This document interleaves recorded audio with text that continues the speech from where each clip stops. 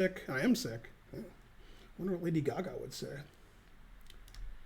Yeah, I've been at the World Open for 6 days. I'm talking to the YouTube people now. The people on the stream aren't here yet.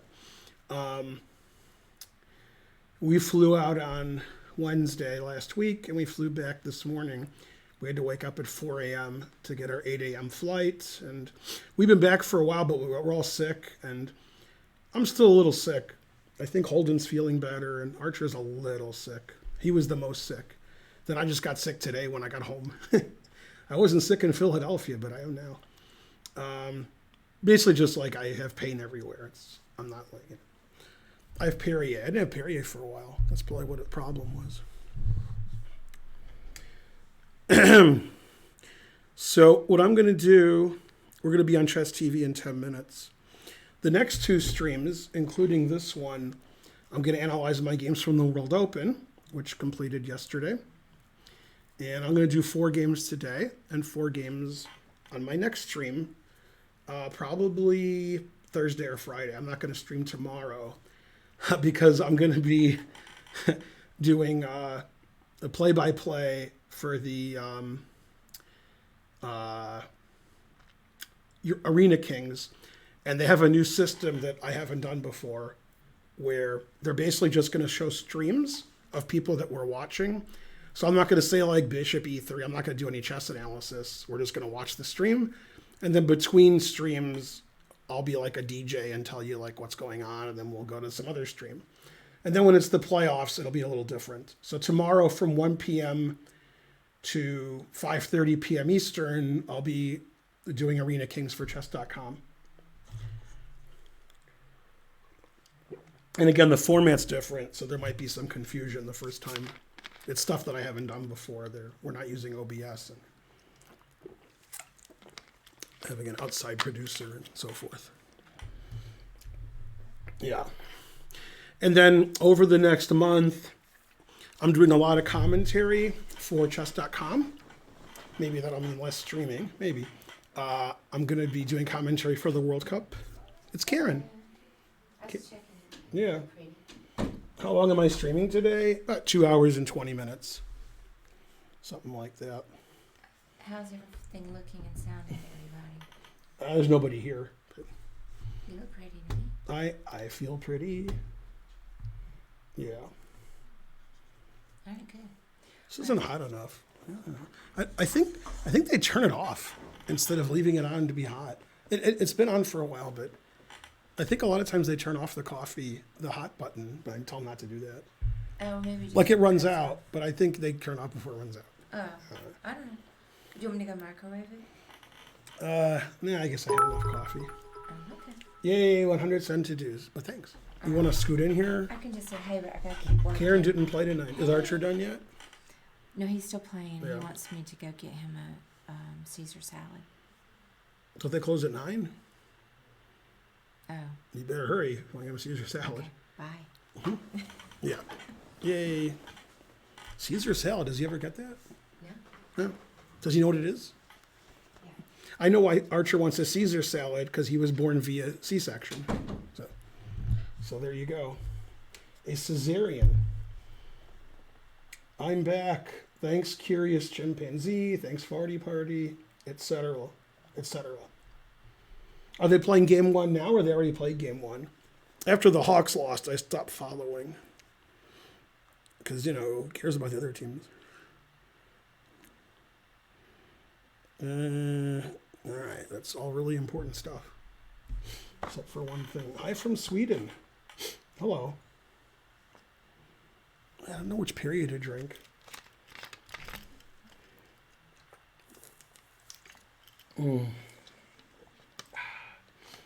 I did win. I'm the World Open champion. I went 9-0. And not only that, they were mad at me because I was winning so easily. So when I was 7-0, I played the last 2 games blindfolded. But I must admit, in round 8, I did have a slightly worse position at one point. Yeah, but that happens. Yay, your Trejo, 100 centitus. I'm not hearing any noises because nobody gives more than 100 centitus, right? So that's, yeah. Well, Curious Chimpanzee, I should have heard that. That was 200. Maybe I heard it and I forgot. Or it's not working, whichever is funnier. Hooray! Tyler gave a few cents. Jay Wolfen gave a few cents. The noise was there. Hooray! So, as I said earlier, but when there were no people here, I'm going to be doing commentary tomorrow on Arena Kings from 1 p.m. Eastern to like 5:30. And then throughout the next month, I'll be doing commentary here and there on the World Cup. Usually either with one of the Daniels, Wrench or Naroditsky. Possibly once with Ifan. So I'll make sure we can see Ifan when I do Ifan commentary, confusing the audience. If I do commentary with her, we're going to make sure the Ifan picture in the back is visible.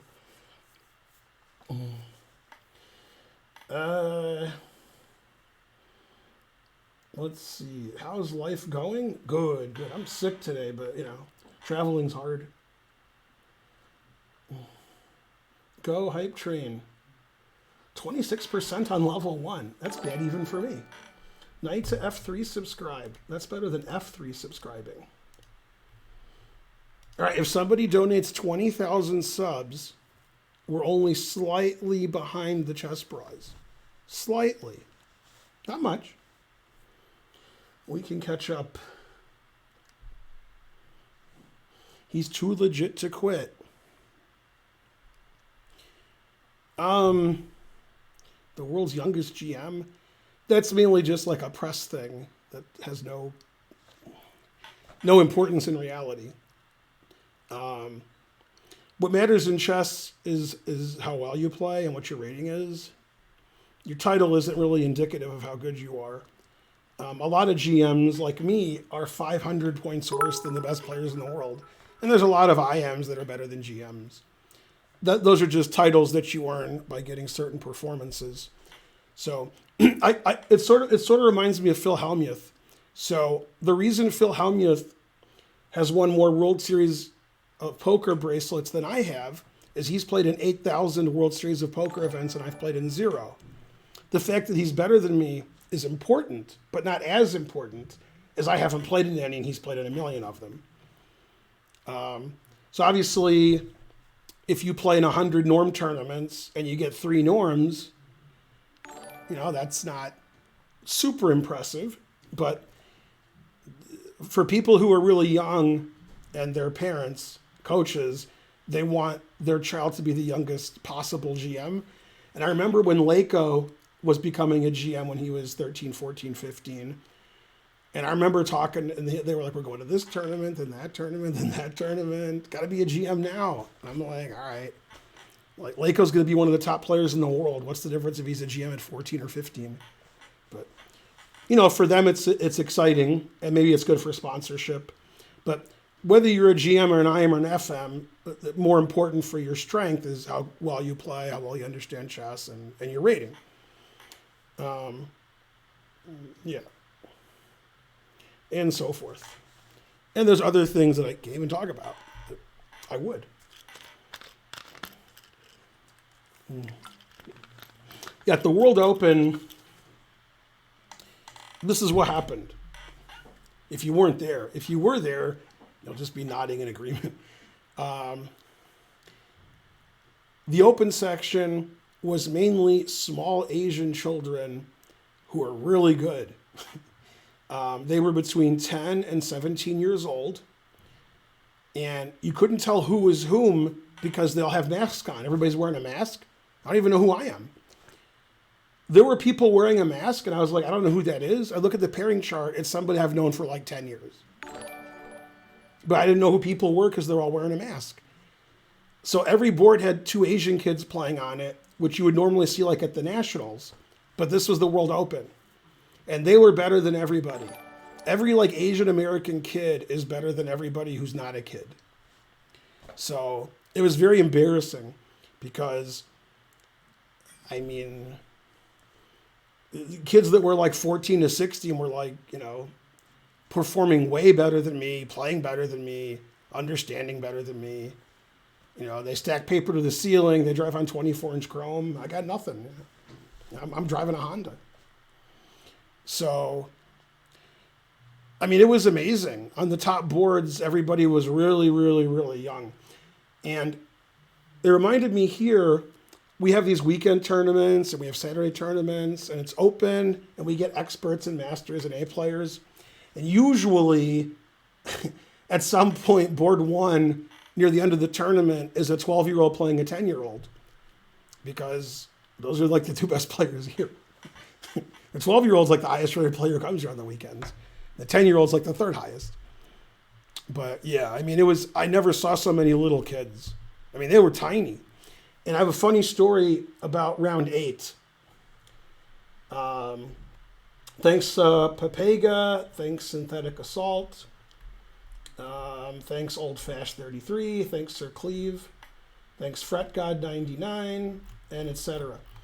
Listen to this funny story. Okay, so I'm playing round 8, and I'm playing, an Asian kid. He's probably 14. Okay. I probably played him every other round. I don't know. And next to me is the smallest kid I've ever seen in an open section. And I thought he was like 8. And he behaved like he was 8. But it turns out I investigated after the tournament. I went to FIDE and USCF. He's either 10 or 11, depending on when his birthday is. He turns 11 in 2021. So I don't know if he's 11 yet. I would guess not. And he's short for 10 or 11. Pinky Jim 400. Thank you. Okay, now. This kid's cool for several reasons. Number one, he's 2320 FIDE. And he's like 10. Okay, number two, he has a really cool name. His first name is like RYO. I forgot what his last name is. But it reminded me of like Star Wars, his name. It was great. The kid had a great name. And he acted like he was 8, 9, or 10. He was fidgeting in his chair and making noise and juice boxes and banging the, and acting all strange, because he's a little kid. So, Yeah, the first name is RYO, I think. Yeah, somebody look him up and tell me who it is, because that kid's a genius. Okay, 200 centimeters. Ryo Chen, yeah. God damn. Yeah. He's like 2 feet tall and he's 2320 feet and he's 10. Okay, but anyway, I want to tell you about this game. Okay. There's 2 very funny things that happened in this game in round 8 that was sitting next to me. First of all, he was white against, I can't remember names. I've only known this person their whole life. He's the best player in Georgia. He's better than me now. He's like 16. I used to coach him at the World Youth. I know his dad. Okay, I know his dad's name. Arthur Guo. Okay, so Arthur Guo tied for first in the National Open. And he was like 2,400 FIDE. And he just beat all the grandmasters. And he's like, I don't know, he's 16 maybe, I don't know. So he's playing the 10-year-old in round 8. They play like 100 moves of theory in a Sicilian, and then they stop. And it's really good for Guo. He's black, and he's much better position. Eventually he wins a pawn, and he's squeezing, and so forth. Now, here's the 2 funny things. During the game, like a lot of little kids I know, the 10-year-old was adjusting a lot. The difference is he said adjust very loudly. Adjust, I mean, like, and we're all like, what? We're in the tournament room in the open section, and this kid's going, adjust, adjust. And everybody's looking like, what's happening? But it was funny. At the very end of the game, where Guo's squeezing and squeezing and squeezing and squeezing, he hangs an elementary checkmate. And so the little kid won. And of course, he banged out the last move. That was funny. Let me get an analysis board, other than the 4 that I have. And then let's clear it. And then, yeah.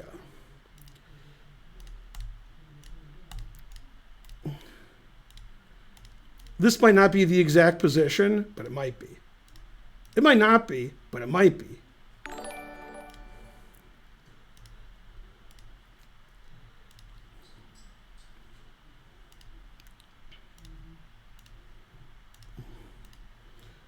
Okay, and black has a dark squared bishop. I think it was here. Yeah. Okay, so black's been a pawn up the whole game, and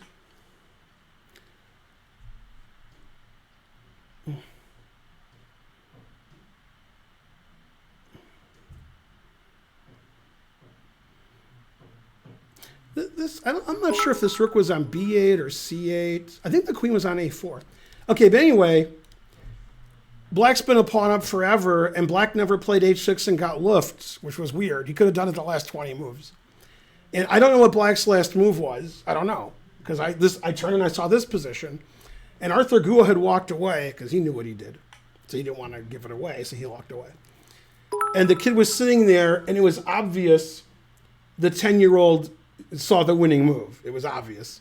And then he just sat there making sure, and then eventually he went wham and wham the clock. And then Arthur Gua walked over and resigned.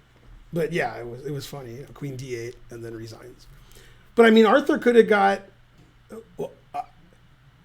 he could have got loofed like every move. He just didn't. So then Queen d8 and he resigned. I mean, that kid was never better until the last move of the game. That kid's a genius. Yeah. Yeah. I saw the game. I'm pretty sure it's this position. Yeah. Thanks. I was sitting next to it. NJ Crispy subscribed. MP Funds gave 200 cent to dues. R4 with a lot of other things, 45 cents. And he also gave 200 cent to dues, and he saved the train, and he subscribed. Okay, now here's the funny part. Well, actually, I'll just show you when I get there. Okay, so I'm going to look at 4 games today, my first 4 rounds. Then the next stream where I do this, I'm going to show you the next 4 rounds, and so forth. And we'll do a slightly deeper analysis than we usually do, because usually I look at the games in 10 minutes, but we're going to take like half an hour a game. So we'll learn a little bit. Okay, now remember, everybody I'm playing is like 11 years old, and they're all like between 2150 and 2400 FIDE, except for the 2 super players that I played, which will be the next stream. Yeah. Yes, I went 9-0, and I won. What did I win? Akira got the money. I forgot. It was like $18,000 or something. Yeah. As I said earlier, I played the last 2 games blindfolded because I was playing so well. Yeah. Etc. And so forth. Okay. So I don't remember my first games very well, but I will when I start showing them to you. So this kid's, I don't even know who he is. But, he's better than me, probably. I think everybody I played was better than me. Even the people who were like 2100. I think they're better than me, too. Now, all these ratings are FIDE ratings. So typically, my opponents were 2270 to 2470 USCF. But their FIDE is like 100 lower. And then I play 2 people that are much better than me that you've heard of. This is Yaba's first time on the stream. So he doesn't know if I'm joking. Yay, hurry for Ben, 100 cent to dues. Yeah. Okay, so this is my first game. I played the closed Benoni, of course.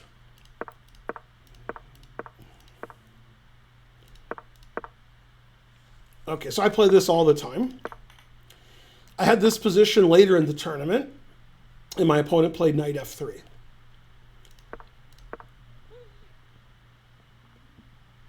Now, if you remember, probably some of you do. There's 1,100 people here because I'm on Chess TV. So probably like 100 of you remember 1 week, 2 weeks, 3 weeks, 4 weeks ago, I said on this stream many times, incorrectly, I'm not going to play slow. I'm going to play fast. If I lose, I lose. And I'm not going to get in time trouble. And I sort of did that this game, and then that was it. Like this game, I almost followed my advice, and then that was it. Yeah. I mean, I can't play chess anymore. I sit there forever, and I miss everything. I don't understand anything. I don't think I was always bad at chess. I think my mind is gone. All right. Basically, I played between 94 and 98 on the caps thing that chess.com has. That basically just shows that the caps thing is ridiculous. Because one game where I knew I played really badly, it said I played like 97.8. Yeah. That thing can't be trusted. Yeah. I need a sub, please. Fireworks. Yeah, you shouldn't do fireworks. And you should all be vegan, obviously. That goes without saying. Most people know they should be vegan, they just don't because they're selfish and stupid. So you know you should be vegan, you're just not doing it. Now, you also shouldn't use fireworks for many, many, many reasons. Many.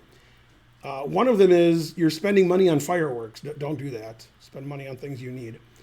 Second, fireworks are really, really bad for everything. Garbage, the environment. They're very dangerous to animals. Animals are scared to hell of them, and you're just scaring all the animals. And they kill a lot of people because people are dumb. So they kill themselves with fireworks. NHL goalkeeper was killed a few days ago by fireworks. He was 24. Yeah, fireworks is the worst thing that's ever happened. But, Americans are really dumb. So they're like, America, fireworks. So don't do fireworks and don't eat meat. Okay, right?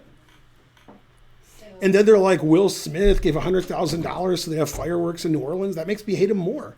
Karen just hates him because he's a terrible actor. But now I hate him because he's, the fireworks are really bad. Will Smith. New Orleans didn't have money for fireworks. They didn't have fireworks. And then Will Smith said, just have fireworks. I'll pay. It was $100,000. But I'm against fireworks. So they're very bad for everything. Hey, Brayshaw, I'm the tournament director for a tournament that's going on right now. Yay, virtual failure. Sounds real busy. Hello, Detroit. How'd everybody do? Archer won. Really? I didn't like his position too much when I saw it. I know. Is it? Okay. Very noisy? No, but he's sitting in there. No, but I saw it move 23, and I thought Archer was slightly worse. He said... not lost, but slightly worse. His description, he's setting the game up for me now. I'm about to go look at it. He said it's a complicated end game. Yeah, that's true. What he told me. Well, he had a lot more time. Mm-hmm. Hey, Felix Frias. I didn't do the greatest. I wonder if they rated the tournament yet. They didn't when I checked 5 hours ago. Now, this opening reminds me of King's Indians because all engines say white has a big advantage. Mm-hmm. This is very... Did you get Archer salad? Yeah, they gave me the wrong kind of salad. Yeah? I don't consider them Nazis. Considering? Yeah. You don't make friends with salad. So, is Spencer still playing? No, he went to Mazzi's in Kansas City. Did he win? He won. Good. I think he played Ayush. Yeah. So my child won and your child won? Yes. Good. Right, Yeah, these are really good openings for black because if your opponent is preparing for you or just prepares in general, and they're white in a King's Indian or white in this Block Benoni nonsense, the engine just says everything's better for white. So if you're white, it's very difficult to figure out what to do because the engine says it doesn't matter. So now if your opponent plays a novelty at some point that they've prepared, the engine says, that's terrible. But you don't know why because it says everything's terrible. So it's actually really hard to play white when the engine just says it's good for you, just, it's good, too bad. It doesn't matter what you do. Then it's hard to find the right plan. And when I'm playing children every round, I like to have blocked positions. I'm familiar with it. They aren't because they're children. They know 25 moves of the Najdorf, and I've heard of the Najdorf. I know Najdorf's first name is Miguel. They don't know that. Yeah, probably all the 10, 11, 12, 13-year-olds who are 2,300 don't know Najdorf's first name is Miguel or anything about him. So, yeah. Is this the Philadelphia World Open? No. This is the, I think it's from Mars, this World Open. Yeah. Twitch took back my subscription. I don't know what that means. Tournament not yet rated. All right.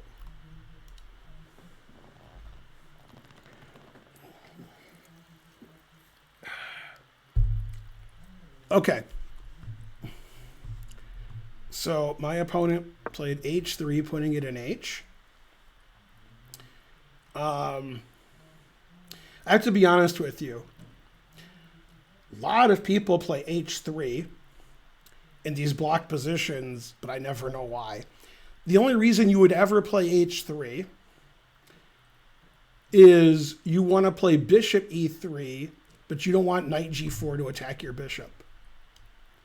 And to me, bishop e3 is not a move that you want to play, but all right. So I'm not a fan of h3. Okay, I castled. Bishop e3, that was his idea. Bishop d7, a non-style. So I have all my pieces out. He has all his pieces out. I've castled. He's considering castling. And in these positions, black either plays for f5 or b5, and white plays for f4 or b4. Otherwise, nothing happens. And another idea is I try to move my knight off of f6 and play bishop g5 and trade off my bad bishop. Normally, any kind of trade is good for black because black is more cramped. White has more space in the center. So if I can trade pieces or get an f5 or b5 advantageously, then my position's fine. Now this is funny. The chess.com engine, if you can call it an engine, the second best move for white, according to the engine, is bishop d2. And then the next move is h4. That makes h3 and bishop e3 look a little silly. Okay. But obviously they're not good at strategies. Okay, he castled. Good, good. And I played a6, pretending I want to play b5. He played a4. The inclusion of the moves a6, a4 is very advantageous for black. The reason is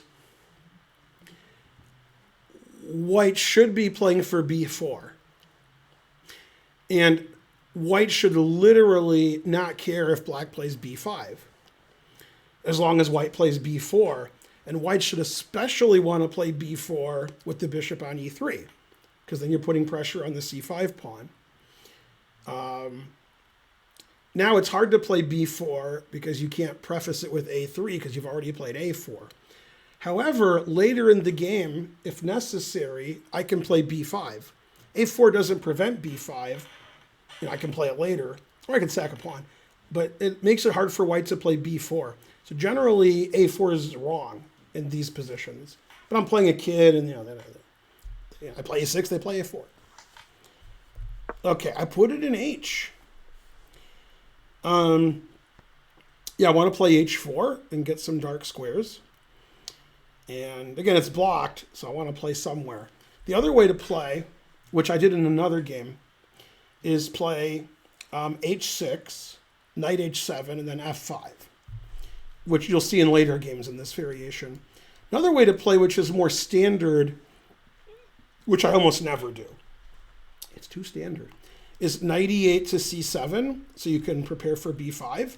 And with your knight out of the way, you can play f5. So h6, knight h7, f5, or knight e8, knight c7, b5, or f5 is the standard way to play for black. But I played h5, I want to play h4.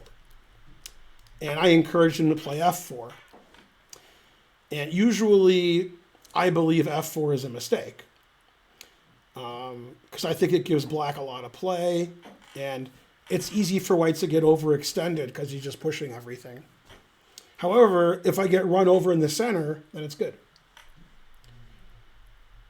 Okay, always take on f4, as Kaidanov told me. Takes on f4, and knight h4, putting it in h. I just want to take his bishop, have the two bishops. Now, the problem with playing e5 in this position is it gives up the f5 square. So then my bishop and my knight both can go to f5. And, if he plays e5, I'll just move my knight away. He could play e5. He played f5, which I didn't consider at all. And the engine says that's fine. I mean, he's really killing my bishop. Okay, so I got the two bishops. And he had the fatals. So the reason I like these positions, especially against children, is they're not theoretical. I have a lot of experience and they have none in these openings. And children are good at open tactical positions, not strategical positions. They're just not good. They're not good. They're not good. And the engine that I'm using, the chess.com Stockfish 10 or 11, it said white was +1, white was +1.5, white was +0.9. And now after we made our own moves where we tried to do something, now it says I'm getting closer to equality. Okay, I retreated my knight for several reasons. I want to play bishop g5 and trade dark squared bishops. I want to play bishop here and get my bishop to a good square. And I don't want e5 to attack my knight with tempo and then d6 and so forth. You could see like e5 takes d6 could win a piece potentially. Here it doesn't because I have bishop c6 check. But you could see how I'd be worried about that. And my bishop's really bad, so I want to do something good with it. Okay, he played knight f4, double attacking my h-pawn. So I played h4. And now I have good dark square control. My pieces can all go to these dark squares. This knight on c3 is pretty sad. He can't, move his knight anywhere. And I have two bishops. Later I can play b5. And I can also move my bishop and play rook e and put pressure here. Now, having said all that, the engine likes white because, white's got a lot more space.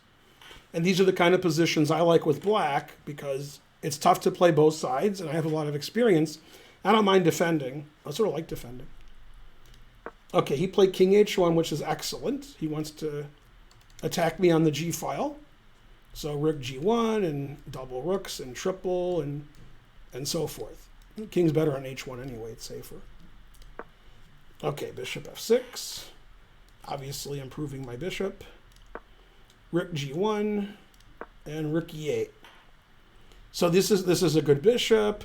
This is a good rook. This knight could be good. This is an isolated h-pawn. This is a backward e-pawn. I could play b5 later. I could put pressure here. So the position looks really bad for black because I'm all cramped, which I don't mind. And the engine likes white, but I think it's really hard to play for somebody who likes open theoretical positions because it's sort of strange. Okay, he played queen d2, and the engine says that's very bad. It looks like a normal kind of move as rook on a1 can get into the game.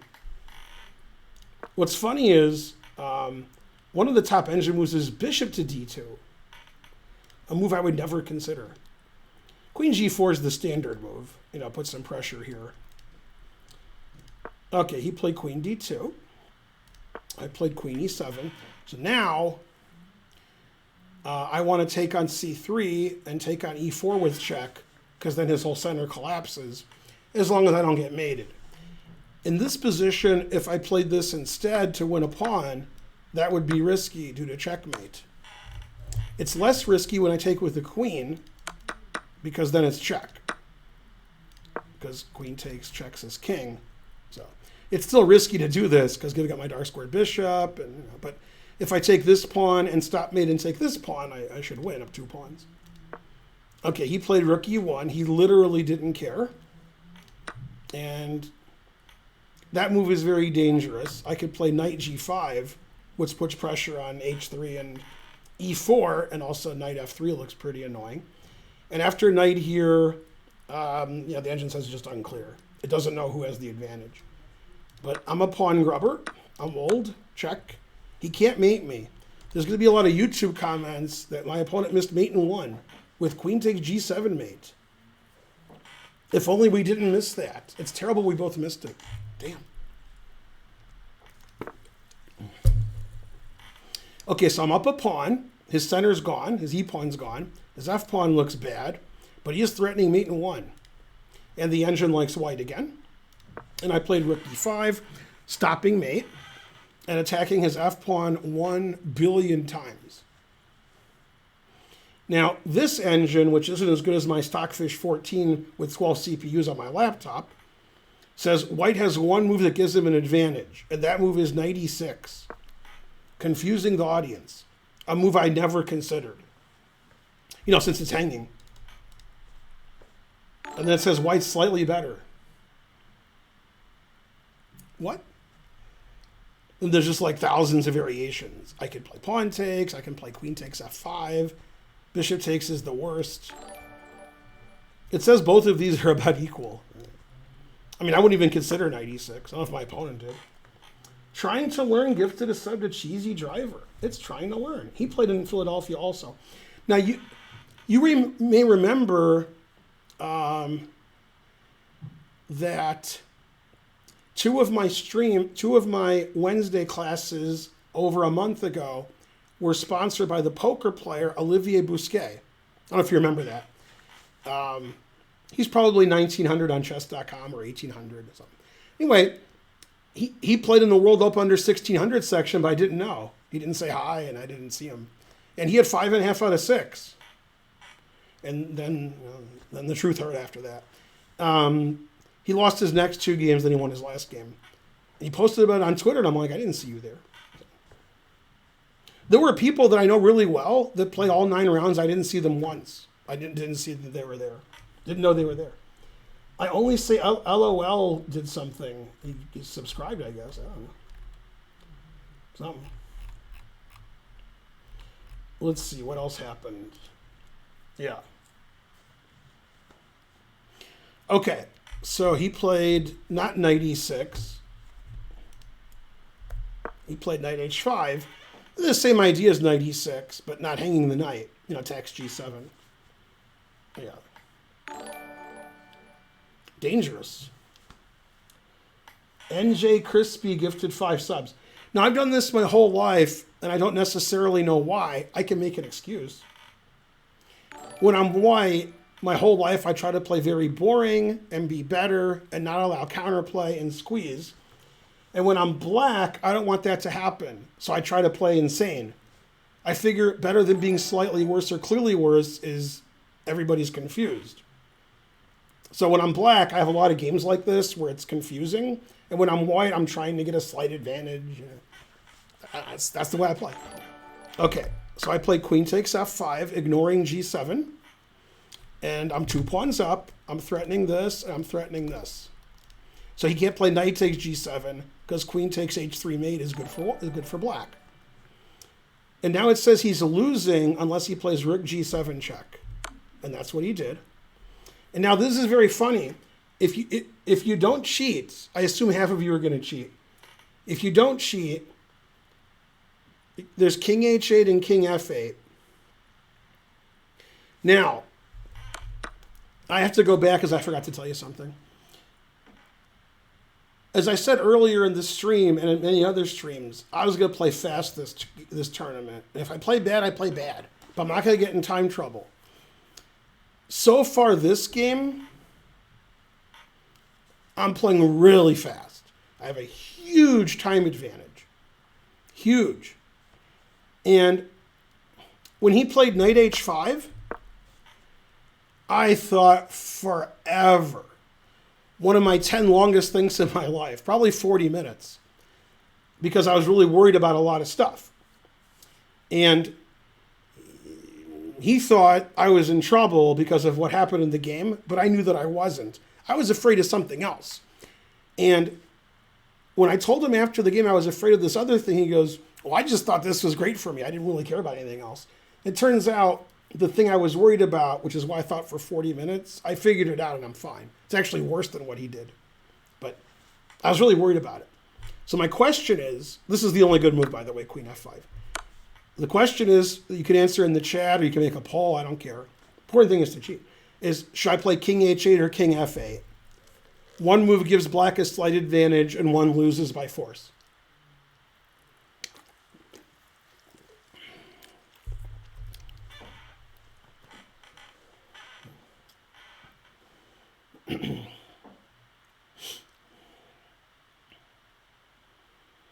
When you say king h8 or I lose a rook, I'm guessing you're thinking after king f8 he plays rook g8 and wins my rook, not seeing I can take his rook. That's my guess. I'm trying to guess what you're thinking.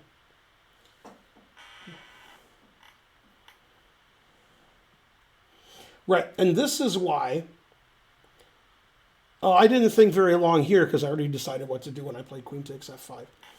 Here's why you guys are not as good as you should be. Or maybe you are. God, that's even worse. See, these are things that I wonder. This reminds me of that. I won't remind you, but I'll try to give you the connection. I make very strange connections. Imagine that you don't like Trump. If you like Trump, just imagine you don't. Okay? And then a lot of you don't anyway, so you don't have to do any imagining.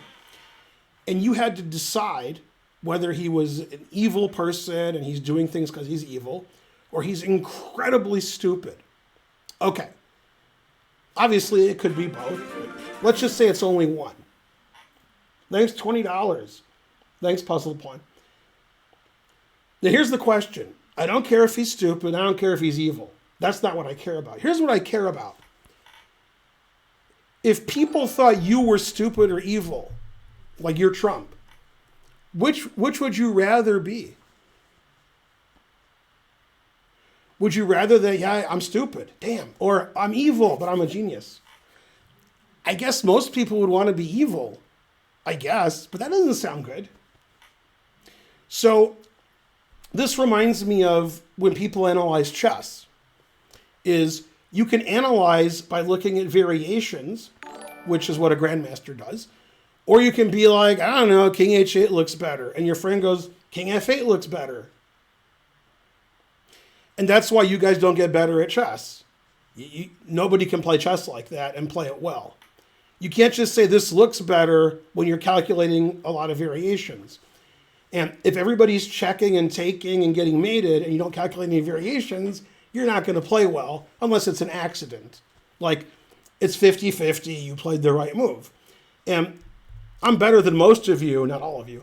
And when I played this move, knowing that Rook G7 was the only move, I thought 40 minutes on Queen F5 because I'm calculating every variation to the end.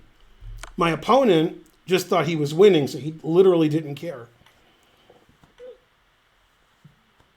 But anyway, if you say this looks safer, this looks better, that's not going to lead you to the right move. You have to calculate variations. Now, against either move, I was afraid of one move, the same move. And it turns out against King H8, I'm fine. Against King F8, it wins immediately. So I played King H8. Okay. And the move I was worried about, I was also worried about it over here, is Bishop takes C5. And after King F8, Bishop takes C5 wins. The game's over. He's plus 1 billion. This does several things. It threatens Bishop D6, which is mate and wins all these pieces. It's both. It threatens the rook because the D pawn is pinned. And it takes a pawn. And it does something else interesting. The bishop was on E3, so it defends against Queen H3. And probably there's like, how many people watching? 2,000? About 100 of you are wondering what happens on this check because you forgot the bishop can go backwards. But only about 100 of you thought that. So the engine says white's plus 8 here. Because I can't allow bishop d6 check. I just get checkmated and lose everything. So I have to take it, and then taking either way wins. Most of you wouldn't take that way because you're afraid of getting checked. But then that's it. Resigns. That's it. Okay. And I saw bishop c5 was winning, and I was also worried about bishop h6. And after bishop h6, it's actually about equal with correct play. But after bishop takes c5, I lose. And if you don't see bishop c5, which is a capture, so you should see it, and it defends h3, and it threatens bishop d6, and it threatens to take the rook because the d-pawn's pinned. So it's a pretty good move. If you don't see that, you could reasonably play king f8. But I did see it. And in fact, I was worried about it here. And I told him that after the game. Now, he played the best move because he thought it won. And he didn't look at this at all. But I was worried about it. I can tell you that. And most of my think was in this position, what do I do? And I figured out what to do. And the engine says I'm right. The best move is rook e8. I have to defend my rook. And then the problem is I can't play queen f2 check because his bishop is here. So that means he actually can't play bishop takes d6, which looks winning, because now I can play queen f2 check. And then I take his rook. And what's funny is this is a weird position. It looks like white has to have a winning tactic here. I was scared when I analyzed in my head because it looks like there's pins and needles. But no, there's nothing. This black's just winning. But I was scared. I was like, man, there's got to be some weird tactic that wins for him. But there's not. But I was worried. And then I concluded there wasn't. So I was like, all right. So Rook E8 and black is probably winning here. Probably. Okay, now he didn't look at bishop c5 because he thought his move was winning. He played bishop f4. And black has one good move here. The same deviled egg. J. Groges 2801 subscribed. Thank you. Yeah, and that's another important point is if I ever play something like rook e2 check, then he plays, well, I mean, if my rook was here, then he plays rook g2 check. God damn, just like in the movies. Yeah, so I can never move my rook with check as he moves his rook with check. Okay. So he played bishop f4, and he thought everything was good in the hood. Now, obviously, his hood, where he grew up, is different than my hood. I grew up in Detroit. So his hood is pretty good compared to mine. Now, this engine says after the best move, it's equal. Although I think Stockfish 14 says I'm better. There's only one good move here. Thanks, Jay Groges. Thanks, Jafari. Thanks, everybody. Yeah. What's the best move here for black? Queen takes h3. I didn't say what's the worst move that loses all of your pieces. I said what's the best move. There's a queen here. You can't, come on. I said rook e8 was best after bishop c5. Queen takes h5 is more reasonable. It's losing, but it's more reasonable. Then bishop e5, rook e5 also wins.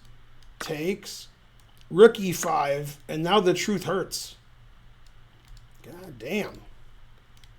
And the engine says I resign. It says this is the best move, and then this, threatening triple checkmate plus tax. And then it says I resign. This is the best play. All right, yeah, we're not going to do that. Hope we don't play that. All right, rook e8 is the best move, right? He didn't see rook e8. He just thought if I play rook e8, he'll crush me.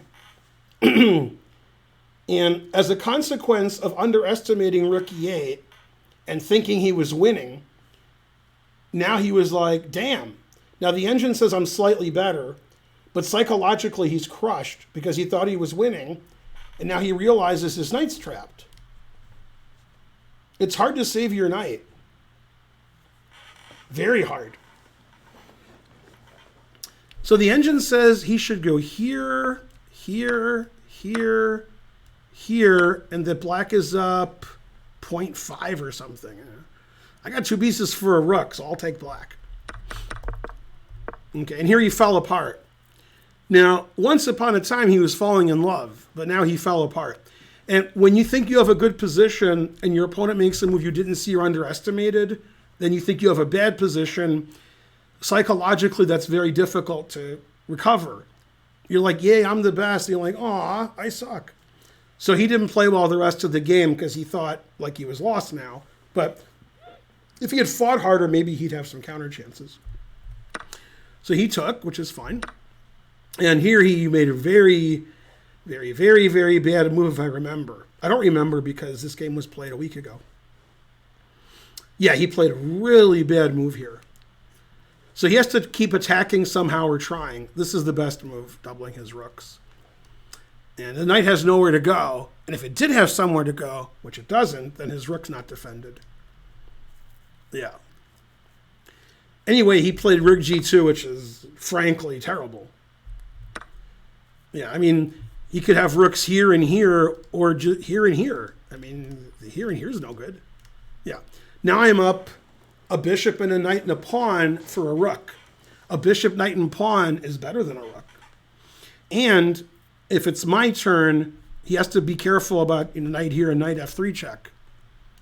Yeah. Although I literally don't care as long as I'm up a lot of material. So he went from equal, slightly worse, slightly better to just he's dead lost now. Yeah, because he underestimated rook e8, and then he was like, what? But I was really scared because, one bad move and you lose. But it's funny, I played really fast, and then I thought 40 minutes on queen f5. I mean, because I was calculating variations, I didn't want to lose. I was losing before you were born. Yeah. Karen was playing under 1800. Yeah. It's lucky I played so fast at the beginning, so I had 40 minutes to think. Okay, he played random legal move. Never play f6, which was the best move. Yeah, I wanted to play knight g5, knight f3, and I wanted my rook defended on e8 more, and I wanted the diagonal blocked more. I wanted this diagonal blocked as much as possible. I wanted this defended as much as possible, so there's no trickery. And I wanted to play knight g5. So f6 did everything. And f6 doesn't weaken the white squares like it normally does when I say never play f6, because I have a white squared bishop and he doesn't. So, okay, he took a pawn. I literally didn't care. Now I'm threatening knight f3 check, winning a lot of material. And I did. Yeah. Now the idea of queen f2 is, if I take the rook on e1, he plays queen takes f6 check and he wins. And he mates me on g7. So I played bishop h3, Shirov style. And now my pieces are all over him like I was all over Karen after she won in round 5 or so. 6.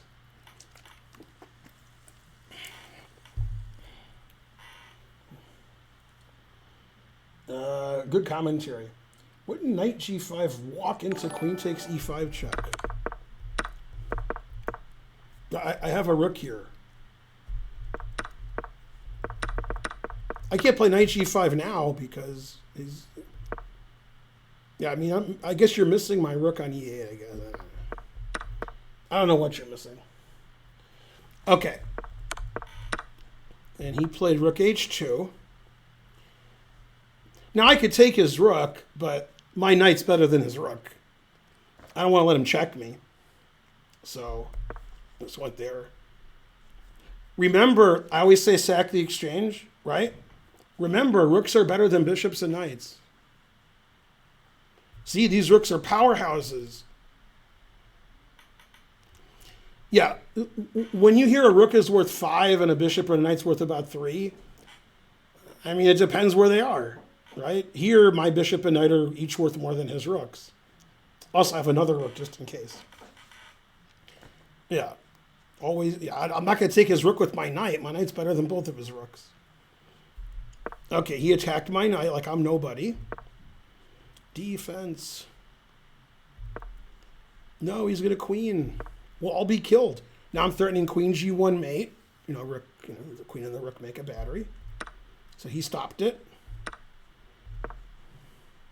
Now he's threatening queen h6 mate. That's funny that if I don't see queen h6 mate, I still lose. Chess is tough. So I stopped queen h6 mate. He checked me. I saw it. This is just him not resigning. Now I'm threatening rook e1 check. And then I almost got forfeited because my phone made noise here. So the directors came to forfeit me because that's illegal. But then I showed them the text. And they said they were going to allow it, and they walked away. Because my phone was off. So I didn't do anything wrong. And I still got a text. And I said, it's not my fault, because my phone's off. They said, how'd you get a text then? And I showed them. And it was from God. God doesn't care if your phone's off. He can still text you. And he said, now I know what it's like when I have a gun.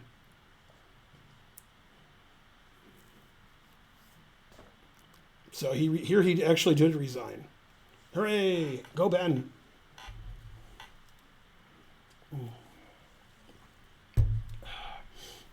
No, I never bring my phone in the tournament room at a real tournament. Never. It's always in the hotel or in my car or in the director's room. It's never in the room, ever. Never. If there's a tournament that's FIDE rated or there's grandmasters playing or something, my phone's not in the room. Nobody knows where my phone is. It's not on me. I left it in the director's room once. I left it in my hotel room every other time.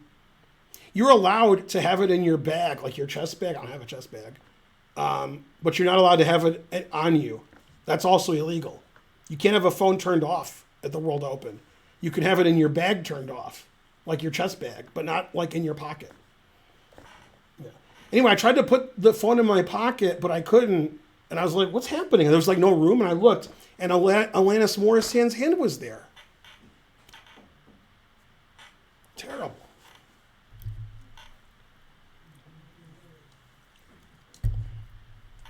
Mm-hmm.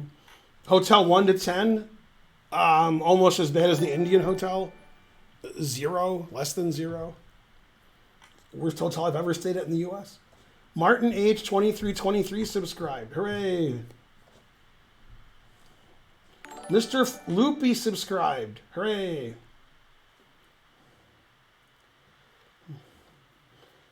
This is just Blazing Saddles. It's already a movie. Very good. That's correct. Yeah.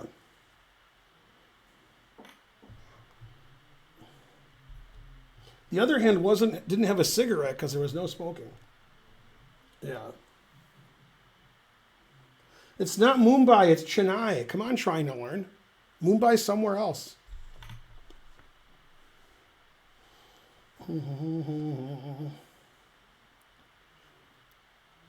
Now, let me explain something to you that only I think. No other Grandmaster will say this. When I see positions like this, normally it's not my game because whether I'm white and I lost or I'm black and I won, my opponent resigned earlier, or I did. We wouldn't get to this point because it's silly. But occasionally I play people that are lower rated and they don't resign. This guy, a couple of my opponents who were, 22, 2300 didn't resign, so we got silly positions like this.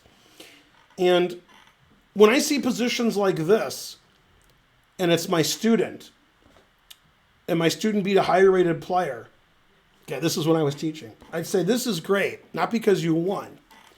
When you look at this position, the only thing a good player thinks is the guy with black is a better player. If white was a better player, this never would have happened. There are other games you win where your opponent's better than you, and then their flag falls, or they blunder their queen, or they hang mate in 2, and they were winning. Here, you can see that black is dominating. So those are games I like to win. I like my students to win when it's clear who the better player is. Like, white's not the better player in this position. Truth hurts. Yeah, that's right. Educational and sad.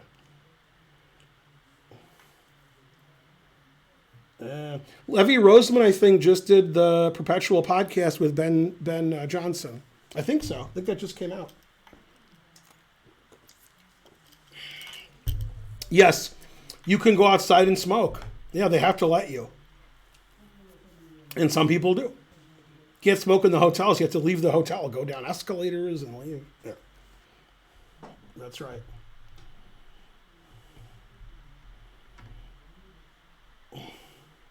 I'm the tall guy who talked to you the other day when we were waiting for the Uber. There's so many tall people. Waiting for the Uber. I mean, we took Ubers and Lyfts like every day, and I saw a lot of tall people. I need more info. Yeah.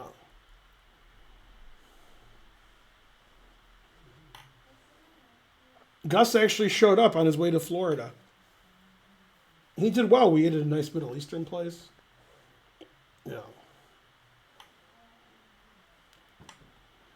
Well, I'm not recollecting the game. I put the game in, I pasted it. I don't remember the game, but I remember the game after I play it. But not now. It's a surprise to me because my games were very difficult. My games all took several hours, and they just kill me. I mean, it's so hard. When low-rated players play chess, you don't put the energy of your life into the game usually. And when a grandmaster plays, not that I'm grandmaster strength anymore, but I still have the passion sometimes, not usually. Everything about you goes into the game. You're trying so hard, and you know that if you make one mistake at that level, you might lose, even if you play well the rest of the game. And it's very psychologically crushing. It's very draining. The games last for hours. And 90% of the stuff you look at doesn't happen. Because, something else happens. And it's every game I played, after the game, I'm like, why do I do this? It's just very difficult. And if I literally didn't care and just, played like a blitz game, I would lose, but it would be less stressful. But I would just lose. I'd lose every time. Every game I'd lose. But if I try harder than my opponent, then I can do better than my opponent because I'm trying harder than they are. I mean, at that age, they don't even know how to, they can't try their hardest. They don't even know what that is. Like, they're trying their hardest, but it's not the hardest they can try. They can try harder, they just don't know they can. I mean, you have to be close to death when you're playing chess. That's your only hope. Yeah, it's not good. It's really exhausting. It's really exhausting playing a long chess game against somebody who's very good. Because it's just perpetual pressure. Terrible. JT Chocobo subscribed. Yeah. If I was 500 points better, then I could be a super GM, maybe. I'm nowhere near that level. I'm like Jeffrey Zhang. Yeah. Yeah, it's funny. I play in bridge tournaments. I used to. I haven't played in a long time. And the first time I saw the world-class players play at nationals, I was thinking to myself, I'm glad I'm not very good at bridge because I really enjoy it. And I can't imagine enjoying it as much as I do being that good. It's like chess. People who enjoy chess the most are between 1,400 and 2,100. You guys enjoy chess. And once you're weaker than 1,400 or much weaker, you're 3, 4, 500, it's not as enjoyable because you lose too much. You don't know what's going on. You get upset. 5-year-olds are better than you. When you're a grandmaster, they got to be at least 10 before they're better than you. Okay, maybe 9. And when you're a grandmaster, IM, or professional player, it's less enjoyable because you're required to do it well.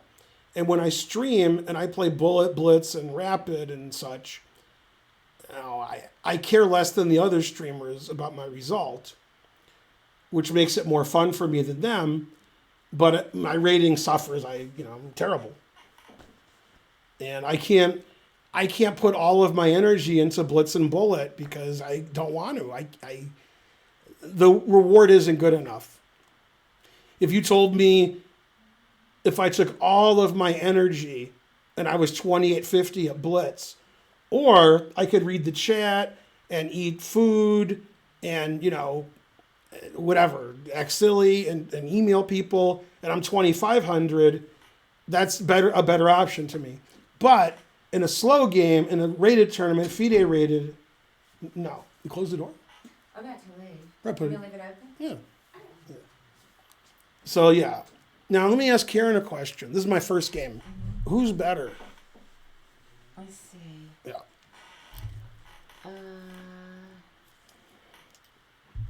Well, it's like black. You sure? Yeah. Yeah. What do you think? Yeah, my opponent resigned. Which game was that? Round 1. Who? I can't read the name from here. Alex Jian. Mm. Yeah. I played the same opponent every round. Small Asian kid with a mask. Yeah. And I'm like, there were people I've known for years. And I'm like, who is that? There's like 2 Asian kids playing. And then I look on the pairing sheet and I'm like, oh, I know both of them. But they have masks on, so I don't know who they are. Yeah. I'm like, well, who are these people? Half point by. Yeah. What other results were there? I want results. Give me upsets. I'm about to leave. But you know the results. I didn't look at the results. She entered them in. I was cleaning. Yeah, but you were like, people were like, hey, I won. Well, Doc left mad. Okay. So I guess he lost. Right, but if it was other people, you wouldn't know. Yeah. And Spencer won. Mm-hmm. Archer won. Joe lost. Don't forget Archer's here. Hey, Archer. I Yeah. forgot who Joe was playing. Joe lost? Oh, yeah, Cowboys. Mm-hmm. Cowboys. Did you play perfect or better than perfect? Hold on, come here. How mad was your opponent after the game? Normally mad or extremely mad? Normally Yeah. or not really. I saw one position and it was like even pawns and he has the two bishops and it was like the beginning of an endgame. It was like a rook and 3 minor pieces each. He had 2 bishops and a knight and you had 2 knights and a bishop. And you had 2-1 on the queen's side and he had 4-3 on the king's side, unless I made that up. Yeah. And you played rook c2, I think. Yeah. That's the last position I saw. I thought you were slightly worse there. Yeah, I was. Yeah, but then you won because you're great. Yeah. Yeah, all right. Good analysis of the game. Yeah. Bye-bye, have fun. Mm-hmm. See you. Pad, see you. See you at Mazzy's. Yeah, are you gonna go? No, I'm like dying over I'm here. not even sure. Everything hurts and I'm I'm going home old. first. Well, you got the. You got, Children. he can go to Mazzy's. Oh, yeah, you could. Yeah, Do he's they have not. Mazzies? No, Mazzies? it's karaoke, but kids go. Kids go. My friends bring the Kids go free. There's no smoking in there. Sometimes the kids sing. You wanna go? He only wants to go if he can sing. What's more likely?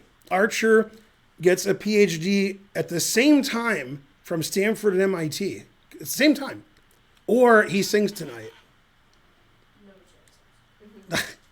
Go MIT. See? MIT and Stanford. That's like there's a I think Family Guy, and he says, how would you best describe Brian? He's in court. Problem drinker or African American haberdasher? And he's like, well, what? He's like, problem drinker, I guess. Thank you. Half point by. Do I have enough Perrier? Yeah. Okay, that was one game. Don't forget about the second train. Man, I'm so sick and old. I didn't get sick until I got home. Man, traveling's tough and playing chess is tough. It's funny, like, when... Yeah, I was actually telling you a story about bridge where when I saw the top bridge players play, I was like, that doesn't look like fun. That just looks like work. I guess they're having fun. I don't know. I guess. But yeah. I mean, it takes so much energy when you're like really good at something, and I'm not that good. But like, the top tennis players, when they're playing each other, they use more energy in that one tennis match than like you do in a year. I mean, you would die if you had to play at that level for that long, but you don't. You just play at no level and you don't play. So makes it a lot easier. But man, that's tough. You guys remember the famous match before you were born? Probably not. Sampras versus the Spanish guy. I think his name was the Spanish guy. I think that was his name. And then it was the 5th set, and Sampras was down, and Sampras was vomiting on the court, and he was keeling over, and then serving 130-mile-an-hour aces, and he ended up winning the match. Pontius Pirate. Who was he playing? Moya? No, it wasn't Moya, or was it? Who was Sampras playing? Correia. I agree with Correia, yeah. The greatest match ever. Yeah. I mean, Sampras was either going to die or win the match. He could have done both, but he decided to win the match. Yeah, I think it was Correia. I think that's right. Yeah, Alex, yeah. If you guys never saw that match, and you can go to the internets, watch the final set. It looked like Sampras was going to die and that he would retire, and he just didn't, and he won. Frankly, ridiculous. My favorite player was Lendl. I was a big Lendl fan. Yeah.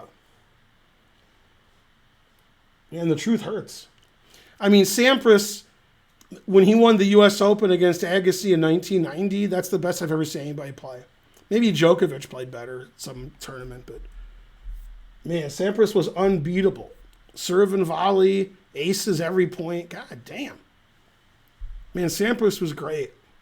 Everybody forgot Sampras was good because they all think Federer is better. But I mean, Sampras was great.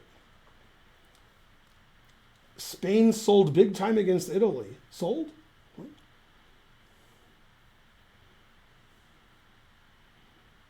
Yeah. Those were the days. Yeah, I remember Cheng with the underhanded serve. Yeah. Horse? Sampras. Yeah, Sampras was good.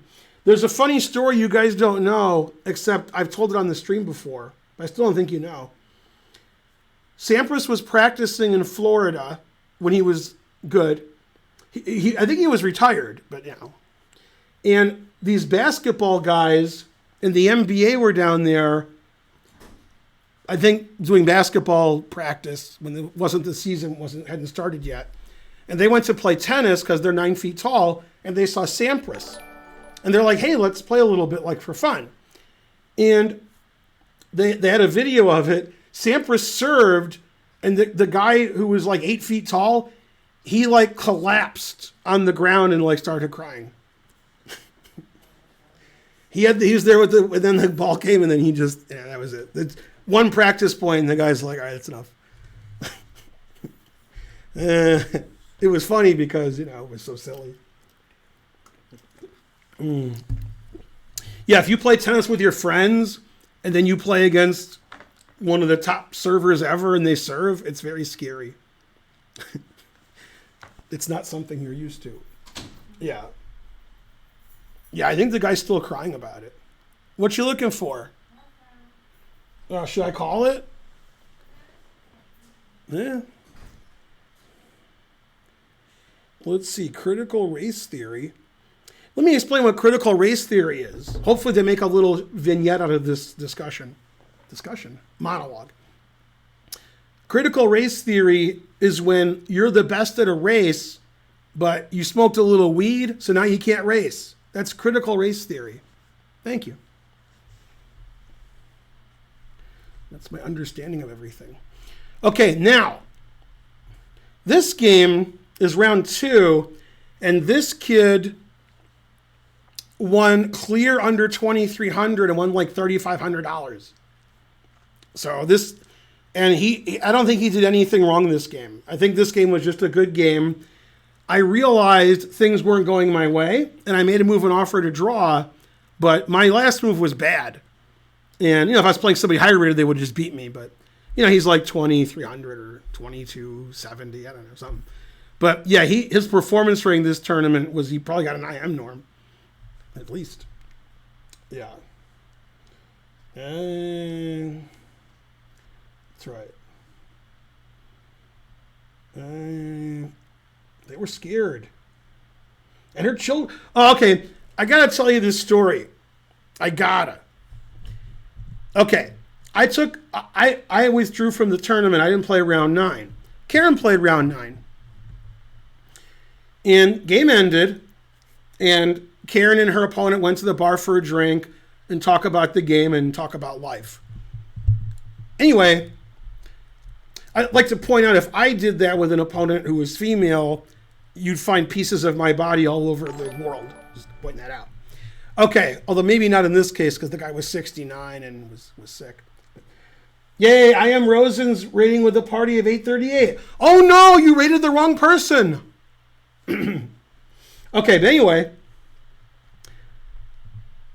So the guy, they're talking about stuff. And the guy says to Karen, the guy's 69, says, I hate Trump. Boy, do I hate Trump. And Karen said... Yeah, my husband, he says, I don't really like him either, and my husband doesn't like him. He says, no. Let me explain what I mean. I don't want to say what he said because I'll probably get in trouble on Twitch. I'm not going to say exactly what he said because I think I might get in trouble. And I'm quoting him. I might. So I'll just give you the idea of what he said. He said he wished Trump was no longer alive, and that goes the same for his children and his grandchildren, which, you know, I mean, that's going too far. And then Karen said, you should meet my husband.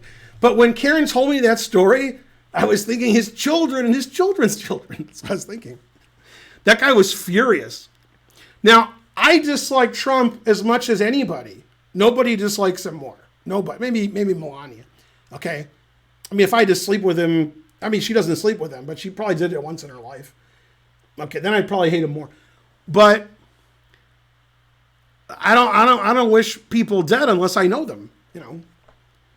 There's very few people I wish dead, but there's nobody I wish dead who I haven't met. I don't like Trump, but, you know, I don't want him to die. Obviously, his family members, you know, come on, his grandchildren.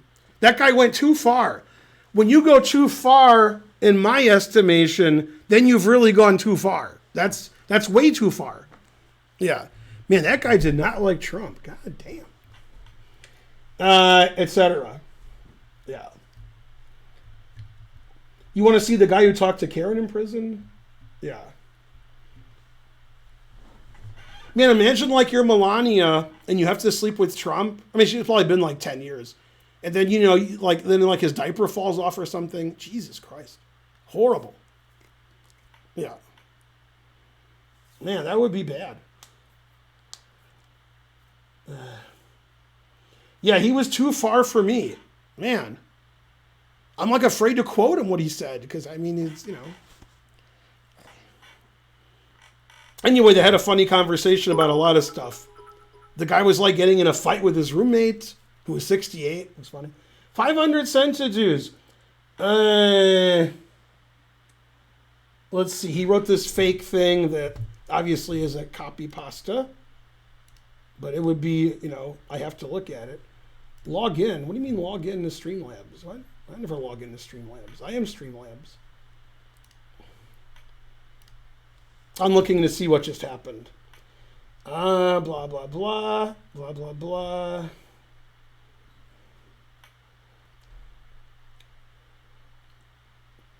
Okay, I knew it was a joke. That's not bad. Yeah. Let's see. Betting on the 60-year-old, yeah. Yeah. All right. So this is my second round. I'm not too familiar with bishop b4. We're transposing to some Ragozin or something. Who's here? Oh, should I call? That doesn't help. All right. Should I help you look? I don't know. Let's see. I'll help her look because that sounds like fun. You guys talk amongst yourselves. This is a disaster. Here it is. It's on the bookshelf. I didn't move it, so you know where it is. It's next to a can of Coke. I mean, when I tried to use Find My Phone, Yeah. iPhone, it sent a verification code to my phone. That's funny. It's here. I didn't touch it. Just so you know where it is. I did good. Is that your Coke? Well, that's all right. Yay, I found it. I did something good today. The only thing good I did today. Now, you might think I'm sick, which I am, and I'm old and I'm tired, which I am. But we had to wake up at 4 o'clock in the morning today, go to the airport in Philadelphia, fly to Atlanta, go home. I had to go get the dogs at the vet. They were there boarded for a week. And I wasn't feeling well. And I took a nap, and I was sick, and some other complaints. I had to find that phone. Yeah. I found the phone really quickly, so that was good. It was on the bookshelf. James Caney's birthday, hooray. Did somebody raid me and I missed it because I was getting a phone? Probably. Pontius Pirate subscribed. Tom Chen subscribed. Rosen raided. Go Eric. Mepex resubscribed. JT Chocobo subscribed. Okay, now, one thing I didn't tell you was McJurgle was at the World Open and he was playing near Karen and trying to learn like every round. So we all met him and talked to him and stuff. Go McJurgle. Yeah. Yeah, go Eric Rosen. You were saying Boo Earns. All right. Okay, so we played some theoretical line that he knows better than me. I've had white in this position before. I've never faced queen d6. However, I faced queen d6 in a similar position, even though it's not very common. In the queen c2 Numzo Indian, where I have white quite often, yeah, the main move here is h6, but I've actually faced a queen d6. You know, he wants to play knight e4, get rid of the pin. All right. I don't think queen d6 is very good, but I faced it. Reminded me of, this game. Okay, so I didn't know what to do. Although I didn't know what to do on move like 3, but that's another story. So I took the knight, which is one of the moves. The other move is knight d2 to try to unpin the knight some more. Because he's going to play knight e4. And this is a main line. And he made a move I didn't consider here. And the engine's not a big fan. But I thought it was good when he played it. I just didn't think of it. He played c5. When you have the two bishops, you want to open up the position. So I play e3. The engine agrees. He castled. Basically, the engine agrees with all of his moves. I mean, he played as well as I did or better. I guess that's why he won thousands and thousands and thousands of dollars. Okay, take. c4 is explosive. Yeah, this was embarrassing. When you're a good player, and I'm not anymore, but I was. But when you're a good player, like, Carlsen, and your opponent makes a move you didn't consider, and that move is the best move or one of the best moves or excellent move, it's really frustrating. Because as a top player, that's all you're doing is looking for your opponent's best moves. And if they play one you didn't see, you question yourself. And that happened very soon, more than once. Okay, so I played b3. These moves are all fine. Okay. And in this position, now my move isn't necessarily bad. It's not good. This position's about equal. Maybe the engine likes black a little close. Yeah, the engine actually likes my move. I played a4. And I did not see his reply. And he thought for like 4 minutes, and I didn't see it when he played it. It's the number one engine move. I didn't see it. And so when he played it, I was like, it doesn't even matter if the move's good. It's just like you don't see stuff and you're like, ugh. Wow, the third engine move and now the second one, I didn't see either. Wow, I didn't see knight c5. Yeah, I'm just not seeing anything. The move he played and knight c5, it's all fine for me. I just didn't see them. Like, if you don't see stuff, you're going to lose. This stuff that I didn't see didn't matter very much, luckily. Yeah, I got rated. Let's see. I don't see... Oh, Boats has live, as per usual, rated with a party of 2396. Now, I know why they rated. Even they don't know why, but I do. Thanks for the raid. I think they sensed my opponent played b4 here, which I didn't see, and I was so scared about getting mated later, I played h3 and I lost my queen.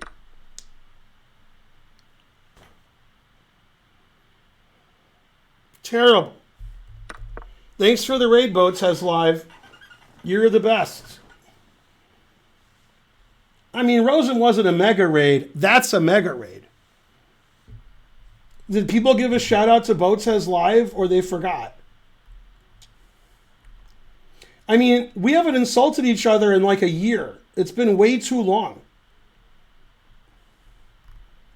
Although I don't think Andrea's ever insulted me like where I heard her. Probably when I'm not watching she does, but yeah. Go Boats has raid. Did she get a shout out? If you don't give Boats has live a shout out, nobody will know about that channel. I mean, you got to let people know. Come on. Now, here's the funniest insult that Boats has ever did. I'm not 100% sure that she was insulting me. I think she was, but I'm not sure. I'm not sure. Those are the best insults when the person doesn't think they're insulting you. That's when you know.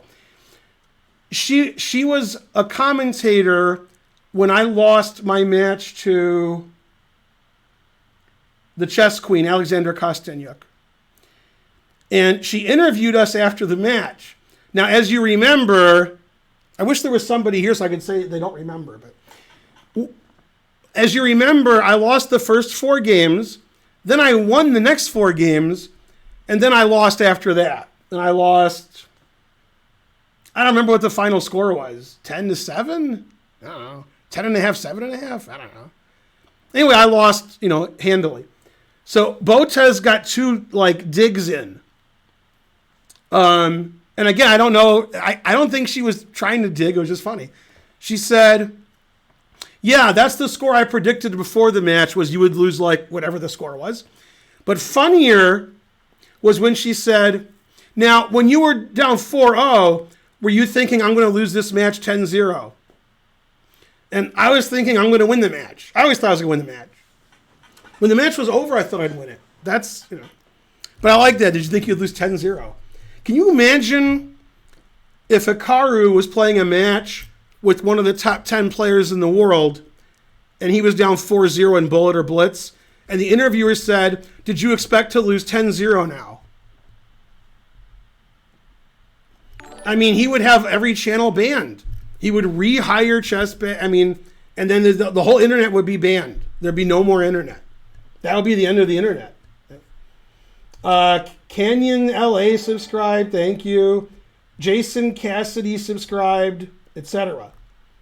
Wait, you like Boros a lot, now you're mad. You can't be mad at Boros. Boros is the greatest person who ever lived. No, you can slap Boros around. He doesn't care. He's good to slap around. No, I got to give it to Alexander. I don't know about Andrea. I don't know. I assume, they're sisters, so I assume, she can, But Alexander, she really knows how to insult. Perfect. I mean, you're a genius if you're insulting somebody and it's not clear it's an insult. That's like a higher level. That's pretty good. Excellent. Yeah, I saw some of that. I didn't watch the video, but I saw that she was playing Hustlers. The title of the video seemed to insinuate that the Hustler knew that she was really good. Yeah. Not only did Hans win, I think he won the Philadelphia International also before it. Yeah. Yeah. Okay, so before I didn't see. Man, I lost all the viewers already. God damn. Okay. Well, I mean, when you're a hustler in a park and a woman comes up and says, I'll play, and she's in her early 20s, either she's really good like Bo says, or she's not. You can spot her a queen. So, but he knew right away that this wasn't some random person walking up, Yeah, sometimes when you play a little kid in the park, that kid's either 2,200 or he's like, how does the horsey move? You're not surprised at all when they're, 22, 2,300 now. Yeah. Etc.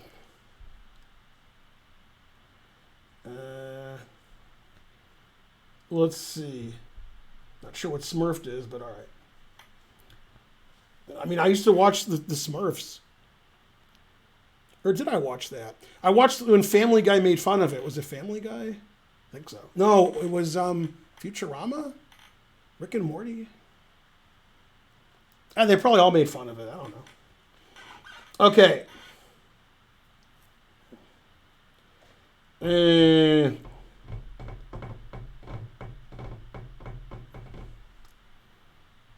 Go South Park. 100 Centidues, crushing the hype train. All right, thanks to Boats Has Live again. Me and the Boats Has Live people are like, that, son. Okay, so for those of you who tuned in late, there's more of you now. Tomorrow, I'm doing commentary on Arena Kings, although the way they do Arena Kings, there's not much commentary. I'm going to be like, and now we go to Nerditsky stream. And then I don't say anything for 8 minutes. But I've never done commentary for Arena Kings where they just go to the streams and I'm like the DJ. So I'll probably make a lot of mistakes and that's not going to work. But the second time it'll probably work good. Farty Party 927, 300 centidues. Hooray. 1 p.m. Eastern, 10 Pacific. Right. Tomorrow's 9:60. Unfortunately, that's good for me not to do commentary because I don't know what's going on. Okay, so I took on b4, obviously, and frankly. Rook b8, move my queen. Okay, and this is about equal. The whole game is about equal until the end. I attacked his rook. He saw it. And in this position, I was thinking a long time, and I kept changing my mind. I'm like, I'm going to do this. No, I'm going to do this. No, I'm going to do this. No, I'm going to do this. And the engine says it literally doesn't matter. Everything's about equal. Maybe that's why I couldn't decide. So I did this, which this engine likes. I don't think mine does. Yeah, and this is still equal. And I thought I was better because I'm dumb. And now I made 2 bad moves in a row. My second move, really bad. I played Rook B1. And my whole idea was I wanted to move my queen and play knight b1 to c3. I figured with my knight on c3 and my bishop on f3, I'm better. Because the d pawn's weak, I block the c pawn, the knight on d7 can't do anything, I'll get luffed. But black's better now. Rook b1's a very dumb move. And actually he should take my rook and then play bishop f5, attacking my knight, so I can't move my queen and play knight c3.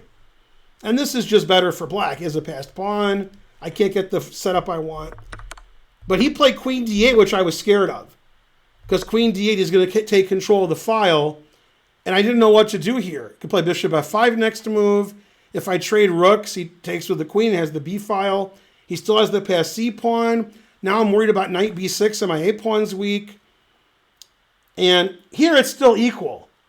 The engine wants me to trade rooks and play e4. And here I felt like I was getting outplayed. I was playing slower. The things that I looked at weren't right. So I played h3 and offered a draw because I want luft. And he accepted. And h3 is terrible. That just gives him like a free tempo. So now black can play like anything and be better. But he took a draw because he's a kid. He's 22, 50 or something. And this was round 2, so he didn't know how good he was yet. By round 9, he knew. He got more points than me. He probably gained 100 FIDE points. He won over $3,000. I guess he knows now that he's good. But yeah, this guy played well. And every game that I played, with the exception, I think, of 1 or 2, I played in the high 90s. But I still felt like in a couple of those games, I played really badly. And I didn't feel like I played badly against Benjamin Gladura, but the engine said, or the caps thing said I played terrible. I didn't feel that way. But, yeah. Obviously, it's easier to play well against lower-rated opponents, but not when they don't make any mistakes. Terrible. Man, I wish I was 12 again. That was bad when I was 12. Yeah. Go auto mods. Let's see. 100 centidues. Who's my favorite opponent? Ones that lose to me, I guess. I don't know. Thanks, Chaz Digital. Etc.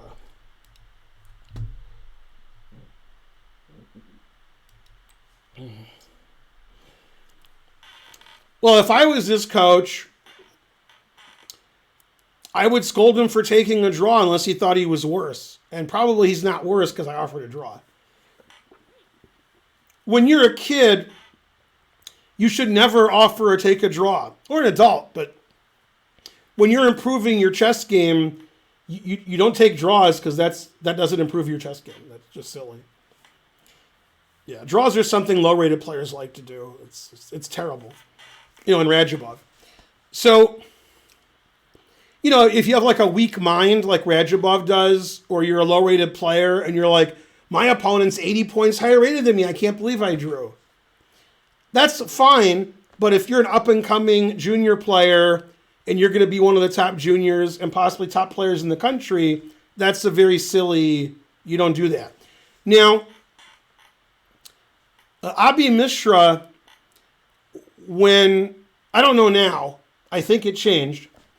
2-3 years ago, when he was, 9 or 10, he offered to draw every move, and he always wanted to draw, and every game was a draw. And usually, it was a draw from strength. Like, his opponents are like, well, he offers me a draw, but if I don't take it, I'm getting my ass kicked, so I guess I'll take it. And he wanted to draw. He always wanted to draw every game. And I was thinking, who's his coach? Doesn't his coach say, like, stop drawing all your games? Like, try to win. You're a talented player. Or does his coach say, you're 2,200, you drew a 2,300, great. I don't know. Obviously, if you played a king versus king, and the game's interesting, it is good to draw a higher rated player, but not to draw in like 8 moves. And he had a lot of draws in less than 15 moves. A lot. And he offered a lot of draws and so forth. Then, I guess, I haven't seen him, so I don't know, but I guess that stopped because now he wins a lot. So I guess it stopped. But it was weird. For a 9 and 10-year-old, he was offering draws like there was no tomorrow. Got to draw. So he got rid of that, I guess, and now he wins. That's better. But yeah, I mean, when I played him, the one time I played him, I was just much worse the whole game. And I didn't want to draw because it was round 9 and I had no draws in the tournament. So I wanted to go 9 rounds without a draw. And he offered me a draw every move, followed by a speech of why I should take it. And I'd rather lose than draw. And then we got to a king and pawn ending where neither one of us could legally win. So he showed me. So that was very upsetting. I never played. Well, actually, that's not true. I did, but not like an open tournament like Foxwoods. I played in a round robin in Chicago about 12 years ago, and I got 8-1 with a loss, 8 wins and a loss. So I like tournaments because I have a lot of tournaments where I have like 7 draws and 2 wins. But now lately I want to lose all my games, which I prove. So this is unusual for me to offer a draw to a low-rated player, but I was sensing I didn't know what was going on. I mean, I would like change my mind every move. I couldn't move. I was playing slow, which made me mad. And I didn't understand the position. I was thinking, this is great. Then I'm like, oh, it sucks. Oh, this is okay. Oh, that's not good. And I was questioning myself every move. And I mean, I probably would have lost if we kept playing based on his results and the fact that I had no time and I was misunderstanding the position. So this probably wasn't so bad, but normally I wouldn't do that against lower to play. I try to win a worse position, but I didn't feel it this game. I felt like I was losing my mind. Terrible. Go YouTube or something. Yeah. What's my ethnicity? What's an ethnicity? Detroit? That's right. The tables have turned, which means that you thought there were unturned tables. What are you talking about? I guess we have to go off planet. Yay, go viewers. You're Seattle? That's a good ethnicity.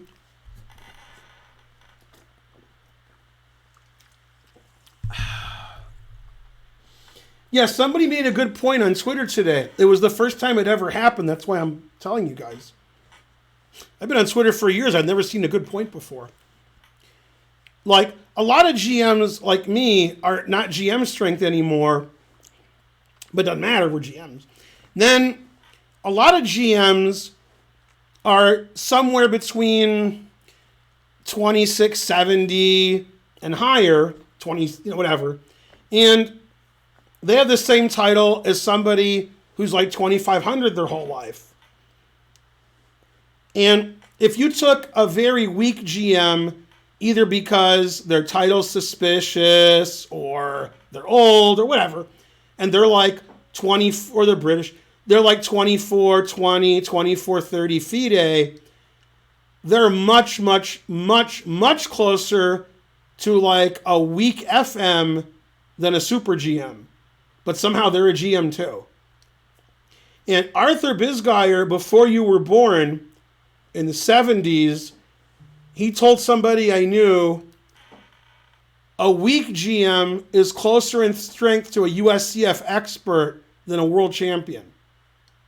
So somebody who's like 2150 USCF is closer to a weak GM than like the Carlson. I was like, yeah, that's probably right. So the GM title doesn't make a lot of sense. The GM title used to be the best players in the world.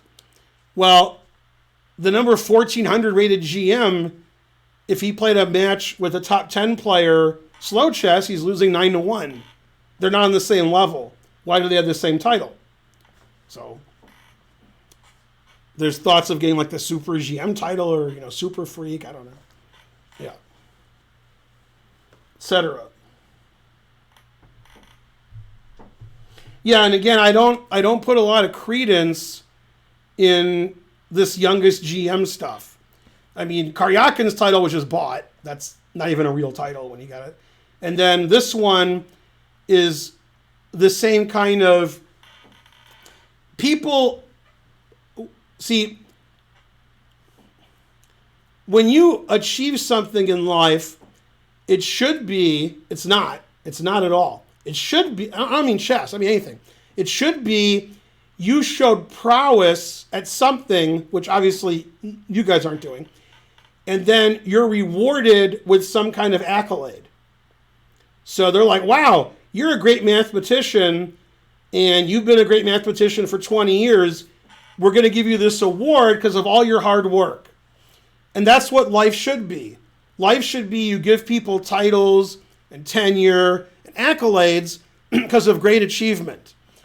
That's not what life is now. Now, life is, I want to get that award, so I'm going to do whatever it takes to get it. That's not what the award's for.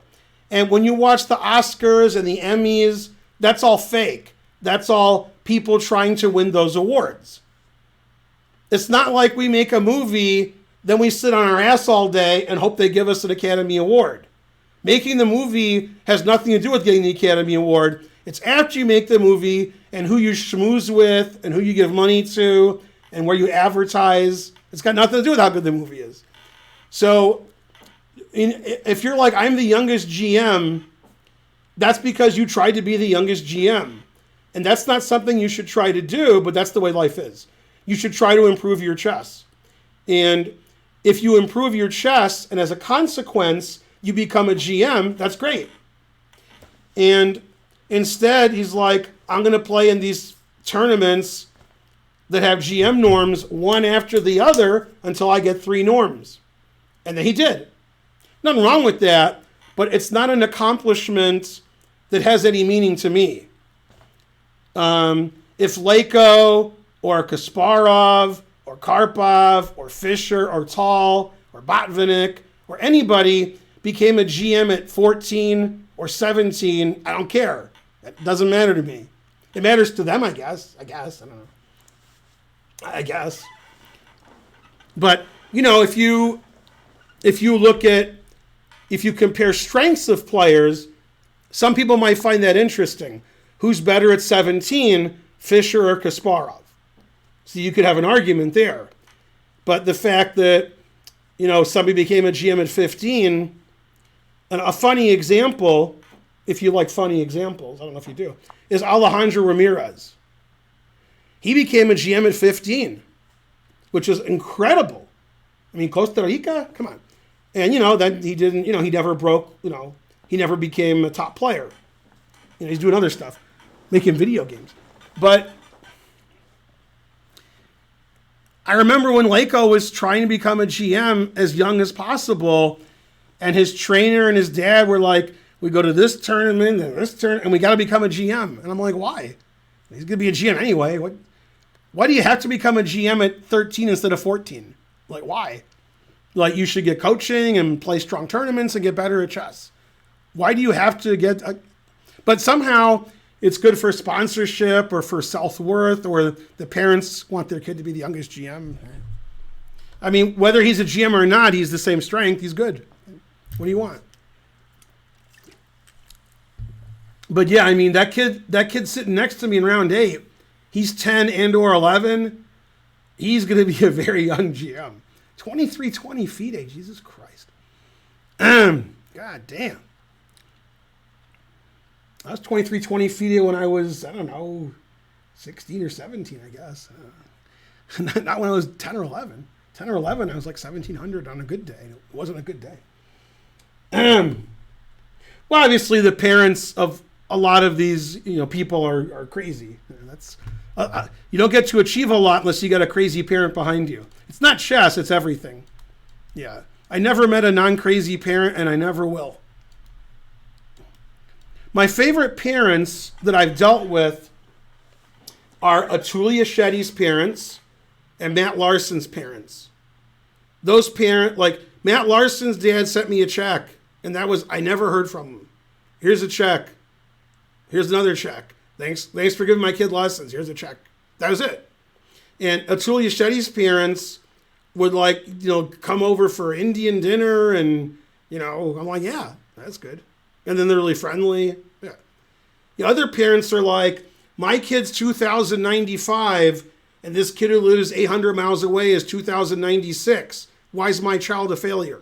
That's the other parents I dealt with. And I told them, I said, that's because you're a failure as a person, so is your child. I mean, I didn't say that, but I thought, okay, maybe I said it. Yeah. Who's the oldest person going to GM? Me. Yeah.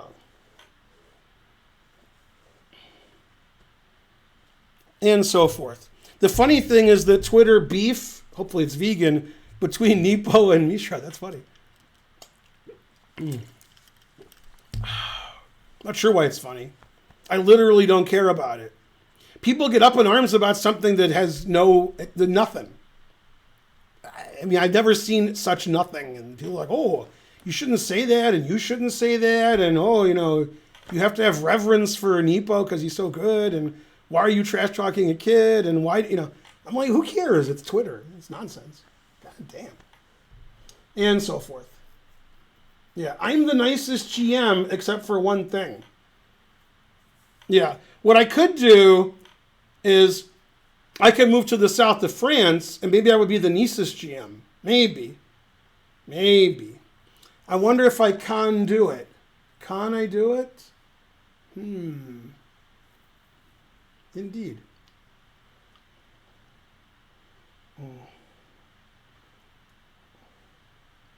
Definitely not the nicest GM. Damn. The south of France. Yeah, I wanted to make a Lyon joke, but I forgot about Lyon. Damn. I was thinking about how to make a joke about other cities, and I couldn't think of a Lyon joke. Damn. I'm losing it. Yeah, c'est pas bon. Oh well. Let's see. What if I got Toulouse? That's pretty good. Yeah, that was good. Probably you guys are stealing these jokes. Yeah. Many years ago, also possibly now, but many years ago, MVL was the second highest rated player in Paris. Who was the first?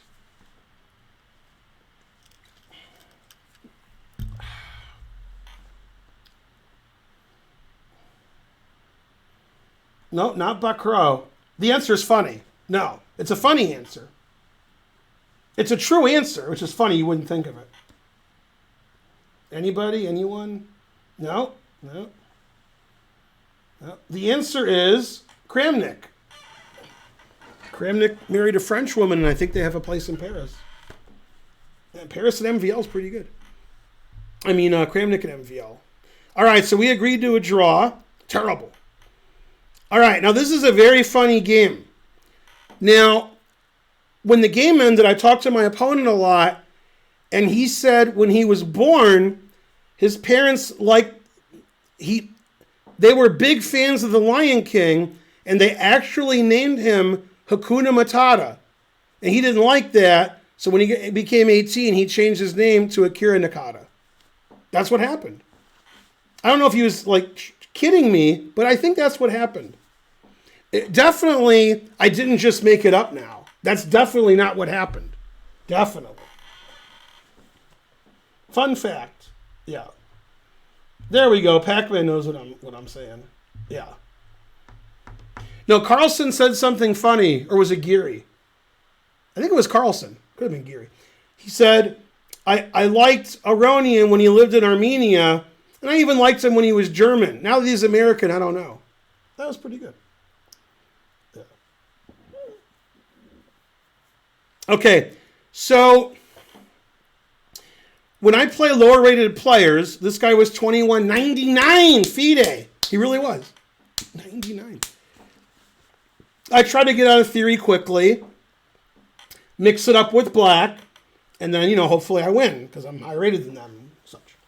I never met Duncan Suttles. Never. So I play B6 here a lot, which doesn't have a great reputation, but usually I have more ideas of the opening than my opponent does. Until now. So all I knew about this position was in 1983 or 84, Spielman played this move and beat Polagaevsky, and Polagaevsky lectured about it very angrily at the chess seminar I was at in Moscow. And I'll never forget, Polagaevsky, who does speak English, but he gave the lecture in Russian, and then the translator would say it in English. And Polagaevsky was getting madder and madder as he was showing the game because he had a really good position, he messed it up and lost. And he would talk for 5 to 10 seconds, and then the translator would translate. However, he got so mad near the end of the game that he was yelling for like 2 minutes straight. And then when he was done, he stopped and he looked at the translator, and the translator's like, I was upset. He's like 3 words or something. Yeah, that was funny. Okay, yeah, Polagaevsky, I played bridge with him. He was really nice. I like Polagaevsky. Nice guy. R.I.P. Mizu Chimaru, subscribe. I think I played you around 4. Yeah. And so forth. Okay. Now, unfortunately, my opponent was the world's leading authority on this. And the reason is, I said, how did you know this and why do you know this when the game was over?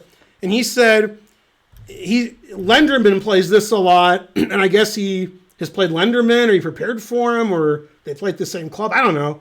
So because Lenderman plays this with black, he was prepared with the teeth. Now, he was moving instantly, so I knew something was wrong. He played here, which is fine. And I played F5, which is fine. And he played knight F3, like, instantly.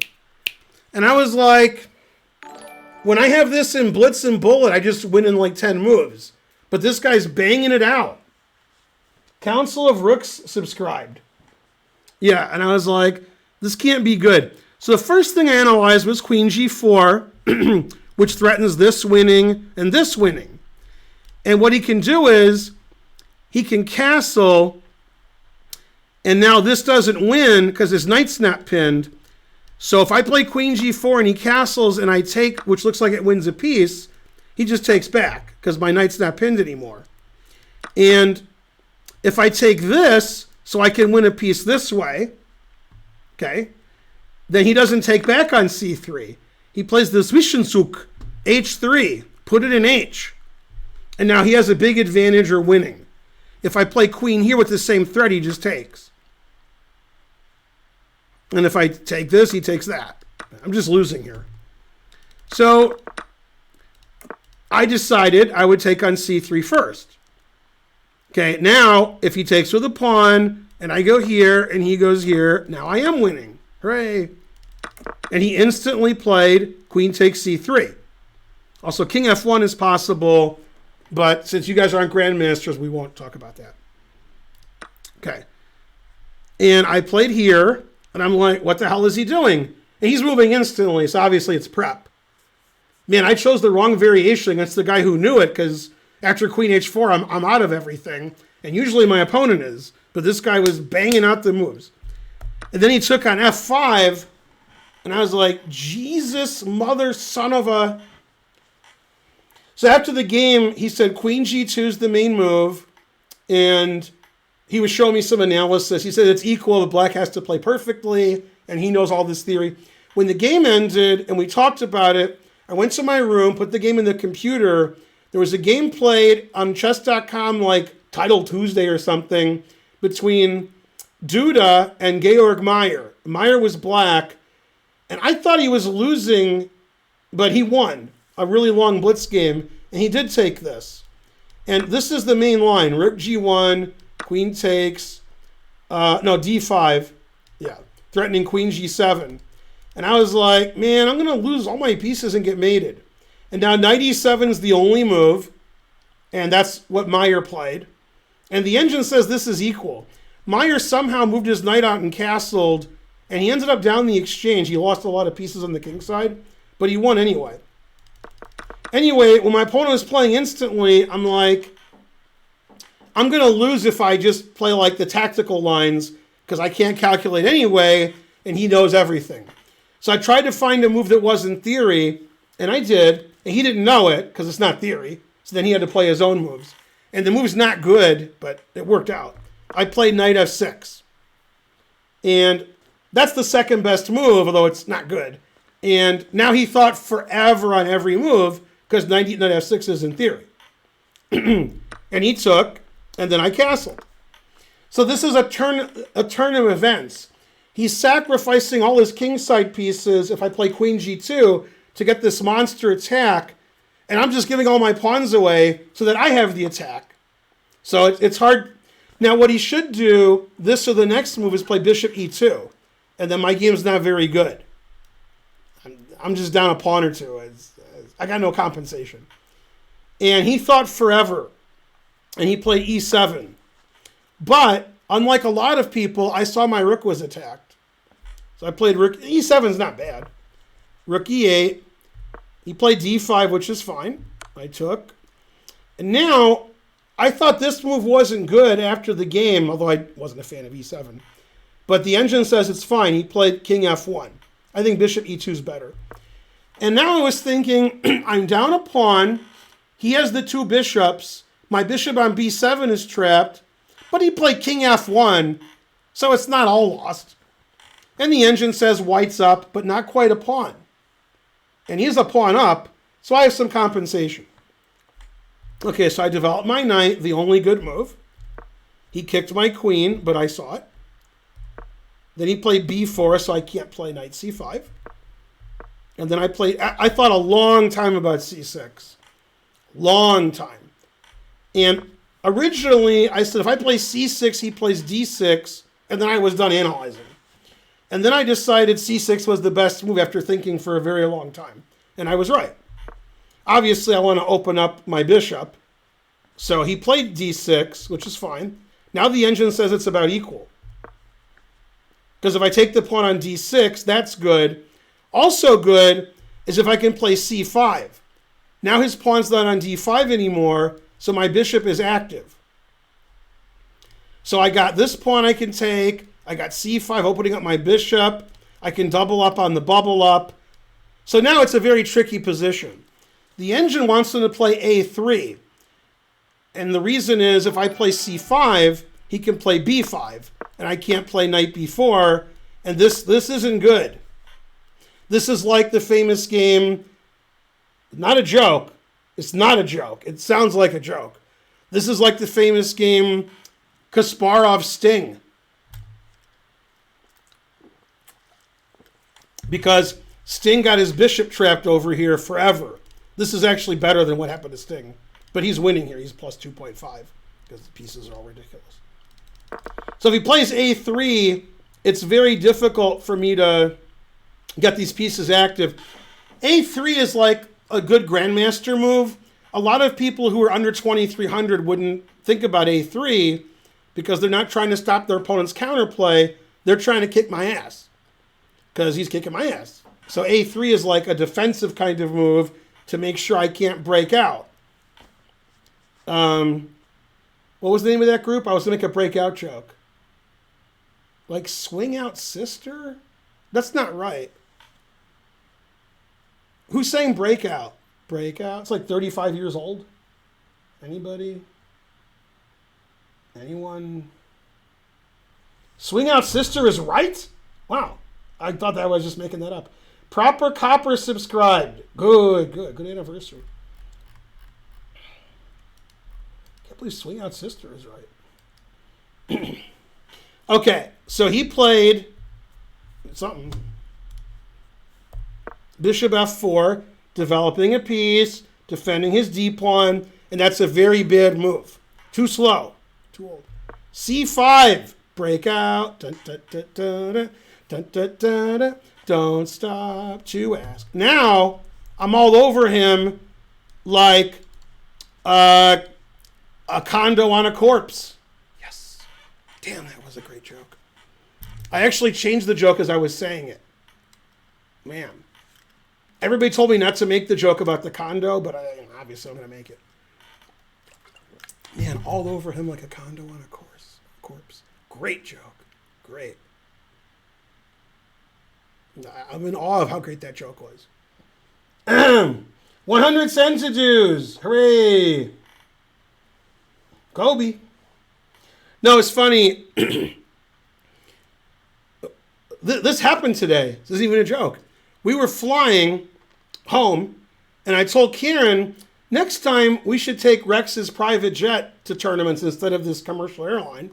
And I said, sometimes private jets, small planes, they crash more often than a commercial airliner, which never crash. And I said, but that's okay, because I'm going to go out with one last joke if we're on Rex's plane and it's crashing. I said, you know what I'm going to say? And she goes, no. And I said, Kobe. Truth hurts. Etc. Help refund, right.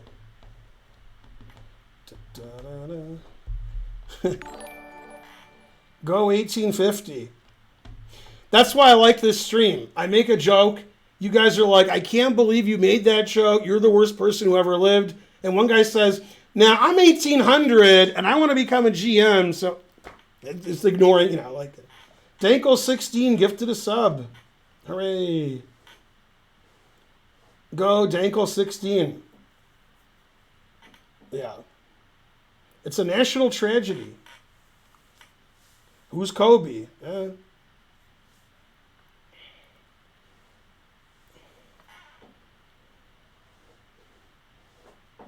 Even though you think I'm kidding, I believe I read on the internets Kobe was named because of Kobe beef was one of the reasons. His parents had it and they liked it. I don't know. His name's Kobe because of Kobe beef.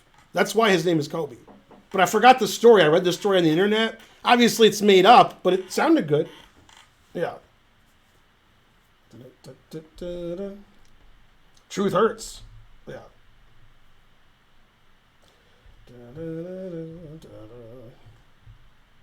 Quite lean. That's correct. Kobe. The city of Kobe. Maybe he was named for that. Okay, let's get back to the game.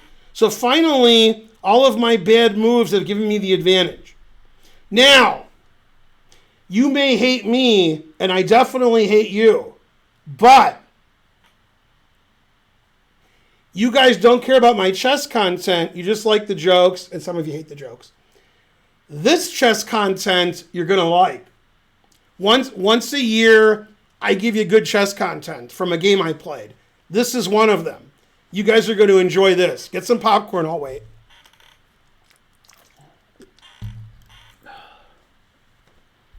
Yay, vegan Kobe. By the way, this is also not a joke. It really does sound like a joke. Eric Hansen did not play Title Tuesday today because he got the second COVID vaccine. So, truth hurts. I'll tell you something else funny. Pot pick, subscribe, thank you. Jeffrey Jian kicked my ass. God damn. We'll look at that the next round. And the next round he had a half point by. which you have to request before the tournament. Then in the last round, he kicked that guy's ass. So I asked him, when the tournament ended, I saw him in the elevator. I said, did you take a bye in round 8 because before the tournament you didn't want to play 2 games? And he said, no, I had to get a COVID, I had to prove I don't have COVID so I can go to the World Cup in Russia. And that was the time they had, because he went to the World Open, then he's going right to Sochi to play in the World Cup. But you have to prove you don't have COVID. So he had to go do a COVID thing and prove he didn't have it and get the paperwork. So he took a half-point bye. So, truth hurts. Yeah. Yeah.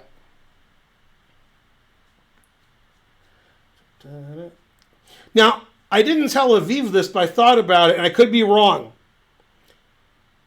There's only one way I'm wrong. There's only one game where I could be wrong. When I played Jeffrey Jian in round 6 or 7, 6? Oh, it was round 7. Jesus, I was doing better than I thought. When I played Jeffrey Jian in round 7, now this is going to sound silly, and I'm not sure it's true. I think FIDE rating in slow chess, that's the highest rated player I've ever played. Ever.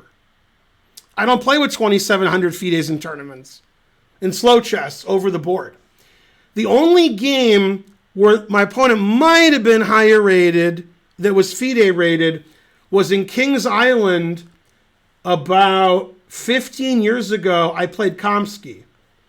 Now, Kamsky's been over 2,700, but I don't know what his rating was when I played him. It might have been. And I actually drew that game with black. Maybe. But if it's not for that game, then, which I'm not sure about, then Jeffrey Jian. Yeah.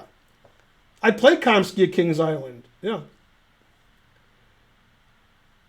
But that's amazing. I'm 51, and I played the highest rated player I've ever played in my life in a FIDE rated game. That doesn't sound right. All the famous players I've played, they weren't, who they became later when I played them. Caruana, Anand, etc. Smith, they weren't 2,700 FIDE when I played them. Also, etc. M. Gear, I wonder if it's Margear Pedersen. Probably not. Yeah.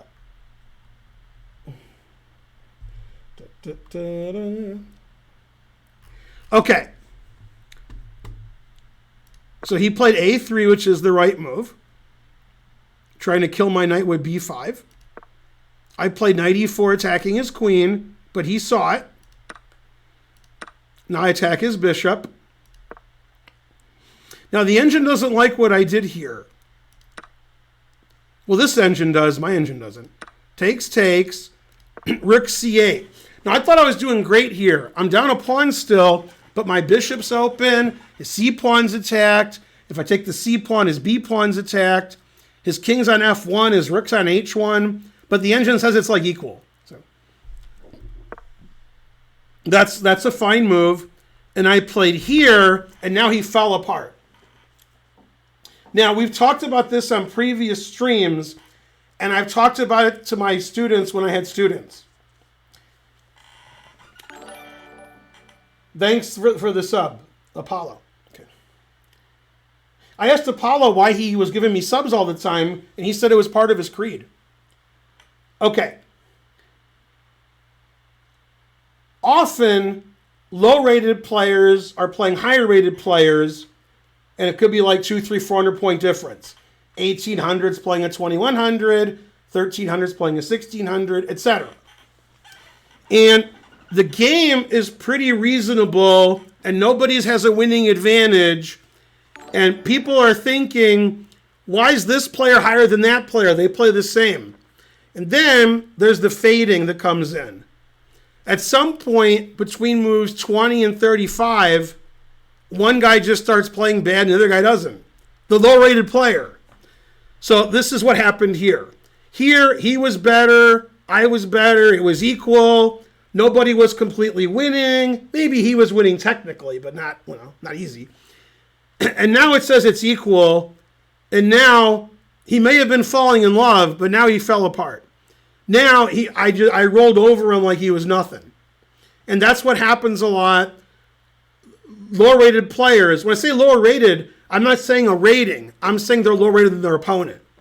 So if a 1900 isn't low rated, if his opponent's 1400, if his opponent's 2300, then he's lower rated.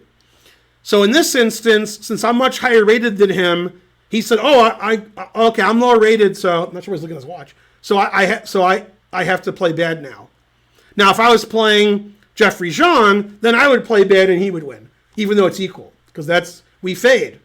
And I made a concerted effort learning this in my 20s not to fade, because I used to. And I was tough at the end of games because I knew that was the crux of, existence. Yeah. Oh, I didn't fade against Jian. He beat the hell out of me. I didn't have time to fade. I was resigning when I should have been fading. JA928 subscribed. Hooray. Okay. So he played, the engine says every move is equal. Every move. He played bishop f4, not that move. It doesn't like that move. It says knight f3 is equal, h4, which I don't understand, is equal, king g1, which I do understand, is equal. In fact, the engine thinks after knight f3, I should play rook e4 and repeat, which I would not do. But okay, he played bishop f4, defending, his knight more, but knight's already defended. And then I doubled up on the bubble up. Now his game's not good, but he played really bad, domino effect. And I asked the guy, I said, you played really well, then you made one bad move after another. Why'd you do that? And he told me, he says, well, I had pizza before the game. And I'm like, well, you were tired? He said, no, it was Domino's pizza. So there was a domino effect. When you eat Domino's pizza, you just play terrible. That's what that means. If you're ever in a course in high school or college and they ask you what's the domino effect, now you got a good answer, right? A+ for sure. If I'm your teacher, if anybody else is your teacher, I don't know what you're talking about. I don't know. SM Rosny subscribed. Good. That's right. I should have checkmated every move except for one thing. Man, if I was a Little Caesar, man. If I was a Little Caesar, then I would have played in the C-section.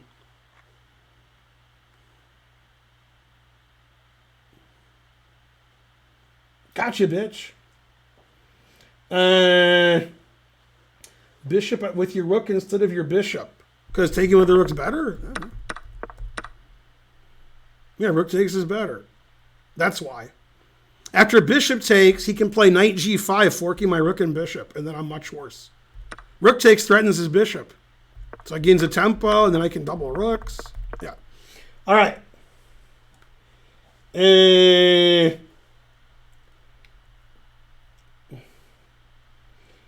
Domino's Pizza is not there for you at 3 a.m. They're not open. Also, they're not Domino's Pizza anymore. They're Domino's. Also, they don't spell Domino's like that. Otherwise, your sentence was correct. Okay, now he played bad again. Knight f3, a very bad move. All right, now, if you remember about 20 minutes ago, I said this is the chess content you came for. During my game, I'm not kidding. During my game, as the game was progressing, I said, man, they're gonna love this on my stream when I showed the game. I really did think that. I said, oh man, my stream's gonna love this. One Hit Blunder subscribed. I really did think that. All right. And you will know my name is the Lord. Bam! Gotcha, bitch. His queen is overworked. Finally, the knight comes to the rescue of black's other pieces. So now, if he plays the obvious but bad queen b4, his queen doesn't defend his knight. And then he's just getting crushed. You can't take the bishop. I mean, you can legally take the bishop. Now I'm threatening checkmate, checkmate, checkmate in 2, and the bishop. So the engine says the best move is resigns. Now your favorite variation is defending the checkmate, except you're not. And then mate. Oh, snap. So he has to play king g1, and this also is mate. Now if he takes rook e2, and he can't even check me. There's no checks. God damn. You hear me talking? Okay, so knight takes b4 was an excellent move. That's not the part you're going to like. It's coming. Okay, he played king g1, trying to escape. Now, I played a grandmaster move. It's not a computer move. If you ask a strong grandmaster like Wesley or Magnus, what should black play here? They will play my move, not the computer move. The computer move is rook f8 with winning complications. Black's winning. The human move, if you're good, is a5. Now the game's over. No complications. I'm only worried about losing my knight, and I'm worried about rook a7. That's all I'm worried about. Otherwise, he can't do anything. After this, he can't do anything. Now, I can attack the rest of the game, and he has to sit there and take it. Now, obviously, when he plays king g1, it seems like he wants to play king h2, but f2 is not defended. And then f3 and g2 and Papa John's and double on the 7th. Okay. He can't play king h2. Okay, he played bishop g3. All right, now it's like when there's an emergency, you push 9-1, and then when the person tells you, you push the last one, right? Here, you get ready to donate, and before you push the donate button or the next move, and then you donate for the next move.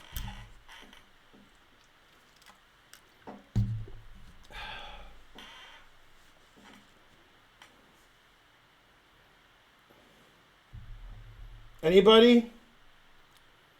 This is why you watch my stream, because I made this move in a slow game. Yay! See a man about a dog with the engine move, although the engine would have wrote it differently, so maybe he's right. Yeah. Bam! I was like, man, they're going to love this on my stream. And this is what I was saying in the first game. When you see this position, you know which player is the better player. When you see this, you're like, all right, I guess black's a better player than white. Council of Rooks gave 5 subs. GM Canty rated with a party of 80. My biggest rate of the day, except for Botez Live and Rosen. Botez Live has probably never rated me ever. That was my first today. It was a virgin raid. I've never been raided. Crumbopulous Michael, Afron Pi, Knight F3. Canty, you came when I played Rook E3. And you will know my name is the Lord when I play Rook E3. Now, the idea, which you don't see, but I'm going to show you, not Canty, is after takes. God damn! Gotcha, bitch. And then if you take, it's mate. You hear me talking, hillbilly boy? Yeah. And queen takes loses in a shallow and pedantic way. And you may think, oh, it's 2 rooks for a queen. That's because thinking is not your strong suit. Yeah, it says black is plus 10 million here. Yeah, his king's no good, his rooks are no good, his pawns are no good, his king's no good. And, you know, his play thus far hasn't been great. Hooray! Still castle. What? All right. So he moved his queen, because I attacked his queen. Bishop takes f3. The engine wants him to give his queen away, because it doesn't want him to get mated. So, obviously, queen f3 wins, but my rook is almost attacked. So I was like, all right, that's attacked enough. I want to win the simplest way, the most efficient way, not the computer, I don't want to, any problem here. Okay. Rook h2, defending.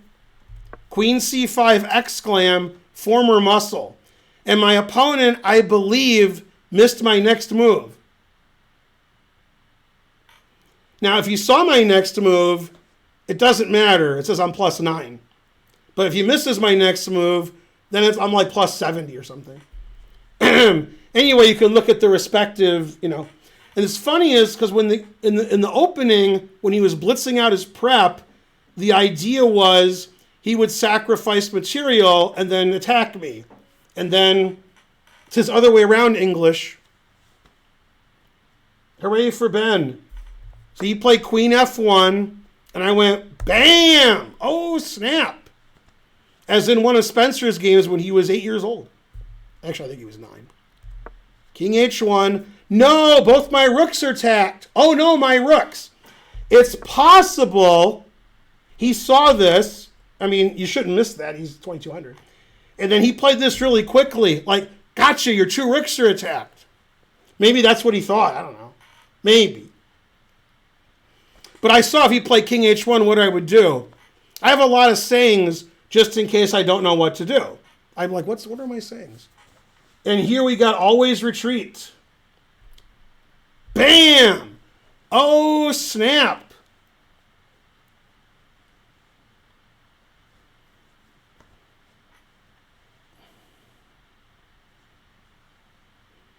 It's funny, he's got 3 legal moves, and F3's the worst. Queen G2, I'm only plus 66, but F3 I have forced mate. By the way, after F3, obviously every move wins, but this is beautiful. That's beautiful. I was talking to Beck about this position, and I said, is it beautiful? And he's like, I don't know. And his daughter said, that's beautiful, Daddy. Man, even I can't understand my jokes. And then the idea is double, triple checkmate plus tax. You know those mates that are like double mates? Oh, here he resigned because, it's the most ridiculous position ever. Go, everybody. It's got 2 turntables and a microphone. Yeah. I like that final position because earlier in the game I wasn't doing well, and then I was. Now, my plan today was to show you 4 games and then show you my last 4 the next stream. But, it's already too late for that. So I'm going to go home because I'm sick and old and, tired and stupid. I'm a quadruple threat. Nobody can challenge me. Tisker Tasker 48. Thanks. I hope you guys like the clips on the channel. We got like 1 million people working on our channels. They got to edit everything. We got lectures. We got clips from everything. The thumbnails are the best. Best thumbnails on YouTube, if I say so myself. So hopefully you guys enjoyed the World Open and played better than I did. I played in the 90s most of the games. I played okay. Etc. Mainly etc. All right, time to raid Botez live back. Oh, wait, they're not streaming. Darn. All right, I'll do this again next time. I'll look at some more games. Yay, 5 points. Yeah. That's right, I did get a manicure. Go Charlotte Chess Center. You're the best. I still haven't been to the new chess center. It's becoming not new anymore. I have to go to Time Machine and get there when it was new. Oh, the reason the lights went off. Okay, first of all, I could actually spend a whole stream complaining about the World Open. And Karen would join me on that stream and complain much more. Much more. I might get my channel banned if I let Karen talk about the World Open. Anyway, one of many issues, this was like a funny issue, so it didn't matter, was the lights went off. But do you know why the lights went off? I assume because the lights went off. That's the kind of hotel it was. It reminded me of India. So I was like, yeah, the lights went off. That's the kind of hotel this is. Now, one of the bad things about the World Open is the directors, okay? They hire Rufus and Doofus, right? I mean, you have to be especially bad to be a director at the World Open. The directors are very noisy. They talk really loudly during the round, and people shush them all the time. They're just talking to each other about nothing. They're just really noisy. And they're also crazy. power hungry, insane. Okay, but that's a lot of directors. I already knew that. But one of the directors leaned against the lights and turned off half the room. And the director didn't know he did it because he's a genius of the highest caliber. A director on the other side of the room thought he did it when he didn't, and he turned the lights on his side and turned the other side off. So all the lights were off in the tournament room, and one of the directors was like, I guess you can stop your clock since nobody can see. So I was playing, that was the next round, round 4, I was playing Deepak, and eventually the lights came back on. Because the director's like, oh, I guess we turned them off. Yeah. No, I mean, the directors are terrible, the hotel was terrible. The site wasn't good where the hotel was. It was just really bad. But that happens in the U.S., especially with the World Open. They're known for that. Thing is, when they had it at the Marriott in Center City, that was a much better location. The hotel wasn't perfect, but it was a million times better than this one. I mean, I could spend the whole stream. Thanks, Grant, for the sub. The bathrooms didn't work. They were locked. It said out of order. A lot of the bathrooms. So you're having a convention with hundreds and hundreds and hundreds of chess players. There's like 6 bathrooms on the 3 levels, and like 4 of them are locked and closed. The ladies' room, okay, so on the floor I was playing, the open section under 2200, the ladies' room was the men's room because the men's room was broken and locked. And they figured there's more men than women. So they said, this is the men's room. If you're a woman, go down a floor. Yeah. Anyway, I could go on forever about this. There was a lot of hotel issues. Not as bad as the VJ Park, but they were trying. But it wasn't as bad because they can't. Yeah. Yeah, entry fee $300, hotel rate $135, no bathrooms, no service, nobody worked there. The hotel has 1,000 floors with 1,000 rooms each, so that's 1 million, and no bellhop, nothing. Nobody takes your luggage. What? And there's 1 million people in line, and there's 2 working at the front desk. There's 1 million people at the restaurant, there's 2 people working there. There's 1 million people at the bar, there's 1 person working there. And they don't do housekeeping unless you ask them. You have to call and say, can I have housekeeping? And they say no. If you don't, they don't come. Yeah. Anyway, anybody who played in the tournament who was there will back me up. It was much worse than I'm saying. Yeah.